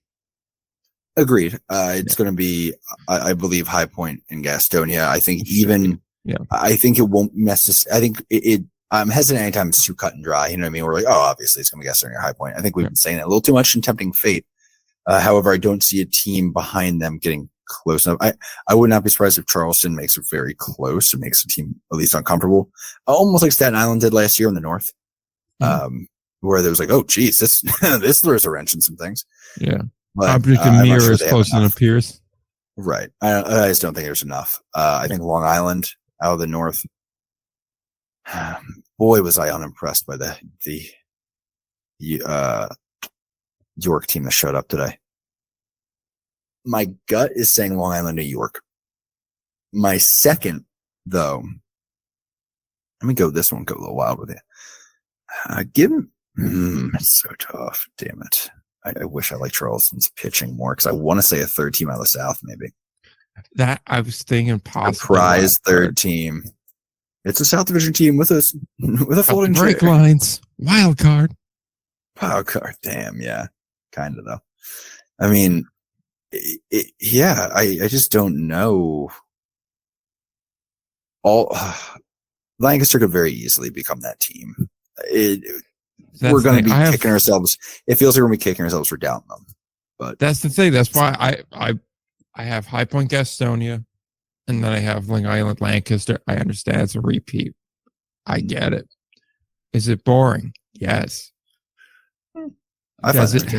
Is there a reason why it happens? Yes. And like I have High Point versus Lancaster in the final. I just have High Point winning this time. I feel like their luck's got to run out. I feel like High Point's luck has to kick in. Yeah. Like, you know what I mean? Since day one, this has been unlucky. Since year one, yeah. They should have made the playoffs. They didn't. 2-half system got them. Yeah. Now, pandemic hits in 20. 21, they make it and lose to the Lancaster team first time through. Then last year, Gastonia just happens to be, Gastonia. Yep. Yeah. So it's just like one thing after another. They have to finally have one role in their favor. And Lancaster finally has to run. They can't, was it the Breaking Bad? They can't keep getting away with this. Yeah, exactly. It's like they can't keep doing this. They can't keep doing this. Sooner or later, it has to catch up to them. Now, if we're looking, though, at the history like that and saying, well, the trend, it has to happen at some point. Gastonia missed the playoffs year one. They made the playoffs year two. They made the championship year three and came a game away. And it looks like it could be a very good roster. That's a motivate. And they did that under. Yeah. I do wonder, though. Inside information is that it seems like for the first time, the books are pretty freed up and open to utilize the full salary cap. The one thing I will say, fascinating to know, they had not been. Pressure makes diamonds, though. Yikes, dude. Yeah. I do wonder if that hardship, though, kind of builds a tighter room, though, where it's like, we're going to win this for us. Screw everybody else kind of thing. Maybe. I don't know. I'm probably overplaying that, too. Yeah. My main thought was, I get the pressure makes diamonds thing, but honestly, for me, they were so close. We're 2 years in a row, essentially. Yeah, with our arms tied behind their back. Would a one free agent have been the difference? Would one ace up their sleeve coming out of the pen have been the difference? Would one extra starter, instead of having a rough game where you're down early, having one extra guy who could go in game 5 be a solution? And would that have been on the table? Yeah, would one guy that wound up playing for the Savannah Bananas have been the difference? Dude, Reese McGuire. Literally. Where's Jake Skull? Reese Hampton too. That's right. I was thinking Reese Hampton. I think I went McGuire for no reason. Yeah. Because you know why I went that way? It's 3 a.m. Anything else we really want to toss in there, or do we think we're at a good point? I think that's it. All right. So next week will either be American or Frontier preview. That's to be determined. I think technically what's written down is American, but they could get audible. Both start on the same day or same week rather. So it's always tough to do them because you're not going to do 28 teams in one sitting. That's just lunacy to do that. And I don't think anyone really wants that. I think it's better to split them apart. So bad vibe. Horrific vibes. So one of them coming to you next week. I don't think there'll be an interview. So that's pretty much the main piece. We'll actually have some baseball talk about. So we'll get you with the Atlantic League happenings for the past, I guess, 10 days at that point. Yeah. So, yeah, I guess enjoy the baseball. Let's get some plugs, and then let's get out of here. Well, first I'll plug the Indie Ball Nation YouTube, Instagram, Twitter. Keep an eye on that. I'll be dropping the projection graphics like this weekend, and then on Monday I'll actually do an in-depth a bit on some of the stuff that's just a little too in the weeds, maybe to discuss here. While I do a weekend recap from weekend 1 of the Atlantic League.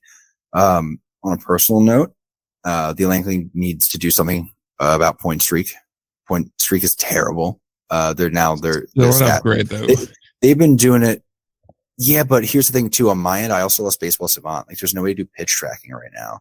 Like, there's a close call in the game. I couldn't even see what it was. Like, it's just, there's a bunch of trash. Their line scores are garbage, where like all of a sudden just a paragraph of information with like pitches just being listed, like strike, ball, strike. And then like 2 batters and 1, like you can't follow it. It's bad on many levels. The functions don't work right. It's terrible user interface. Don't get me started on this. I will freaking lose it, but I didn't. You brought it up. Shut up. Anyway, they're not the only that use it. The American Association uses it. Frontier dropped it. Frontier dropped it. Okay. And same thing with Pioneer, but they both used to use it. Yeah. I mean, to be clear how bad that is, I mean, it was so unusable last year that I straight up did not do any awards because I couldn't do American Association awards. Like, I'd rather give up on doing 4 leagues of awards because the one league was such a pain that it was taking me a month to just figure out what was going on, popping open individual game logs. It's like unusable. There's a solution. There's an easy solution out there. Just got to think about it. Just maybe work together. This is a good one. Good entry point for indie leagues working together would be to collaborate. Maybe it's tough to get a special project done with an existing company for just one league, but if 2, 3, 4 leagues would come together and maybe, split the money up, cut the cost on that and go about that way, maybe there's a solution there. Maybe it's pushing your current tech partners to have something in addition so that people can actually utilize it, whether they're fans, family, staff, whatever. It's terrible. Don't make it more difficult to follow your team. Don't make it more difficult to follow the game. That's all I'd say.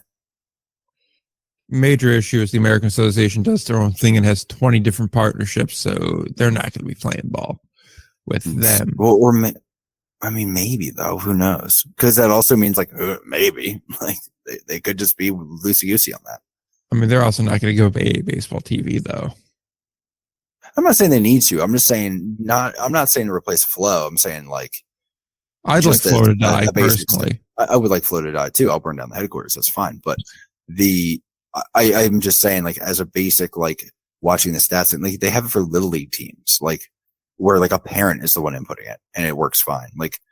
It's silly that point streak is less user friendly than stuff made for little leagues. This is craziness. Well, little league's big time stuff. Apparently more so than the Atlantic League. Hey, they don't have an ESPN contract. Fair enough. Anyway, got that rant done for the most part. It'll probably resurface. Yeah. I don't really have those same issues with point streak because I just eye it. I think I did a pretty good job eyeing it. Yeah, you did. I was impressed with your work. I'm gonna be impressed if Maya just ran it seems about right, throw a dart at the board, winds up being closer than models. I'll be very happy with that. Be a huge we'll come win. Back. Be a huge win for the anti-mathematics community. Huge victory. Oh, God. Dude hates education. I don't need your numbers. Give me the letters, not the numbers. But if you want to see the letters strung together to make words, you can do that in Indie Ball Pod on Twitter. You want to just see pretty pictures? Well, let me rephrase it. You just want to see pictures? Instagram, Indie Ball Report. That's where you go for that. And then there's stuff on the website, IndyBallReport.com. Check out all that. Find out. Subscribe where you can. Like where you can. I got no rant to really go on, so I'm going to end the show. There you go. Yeah. Until next time, don't forget to play ball.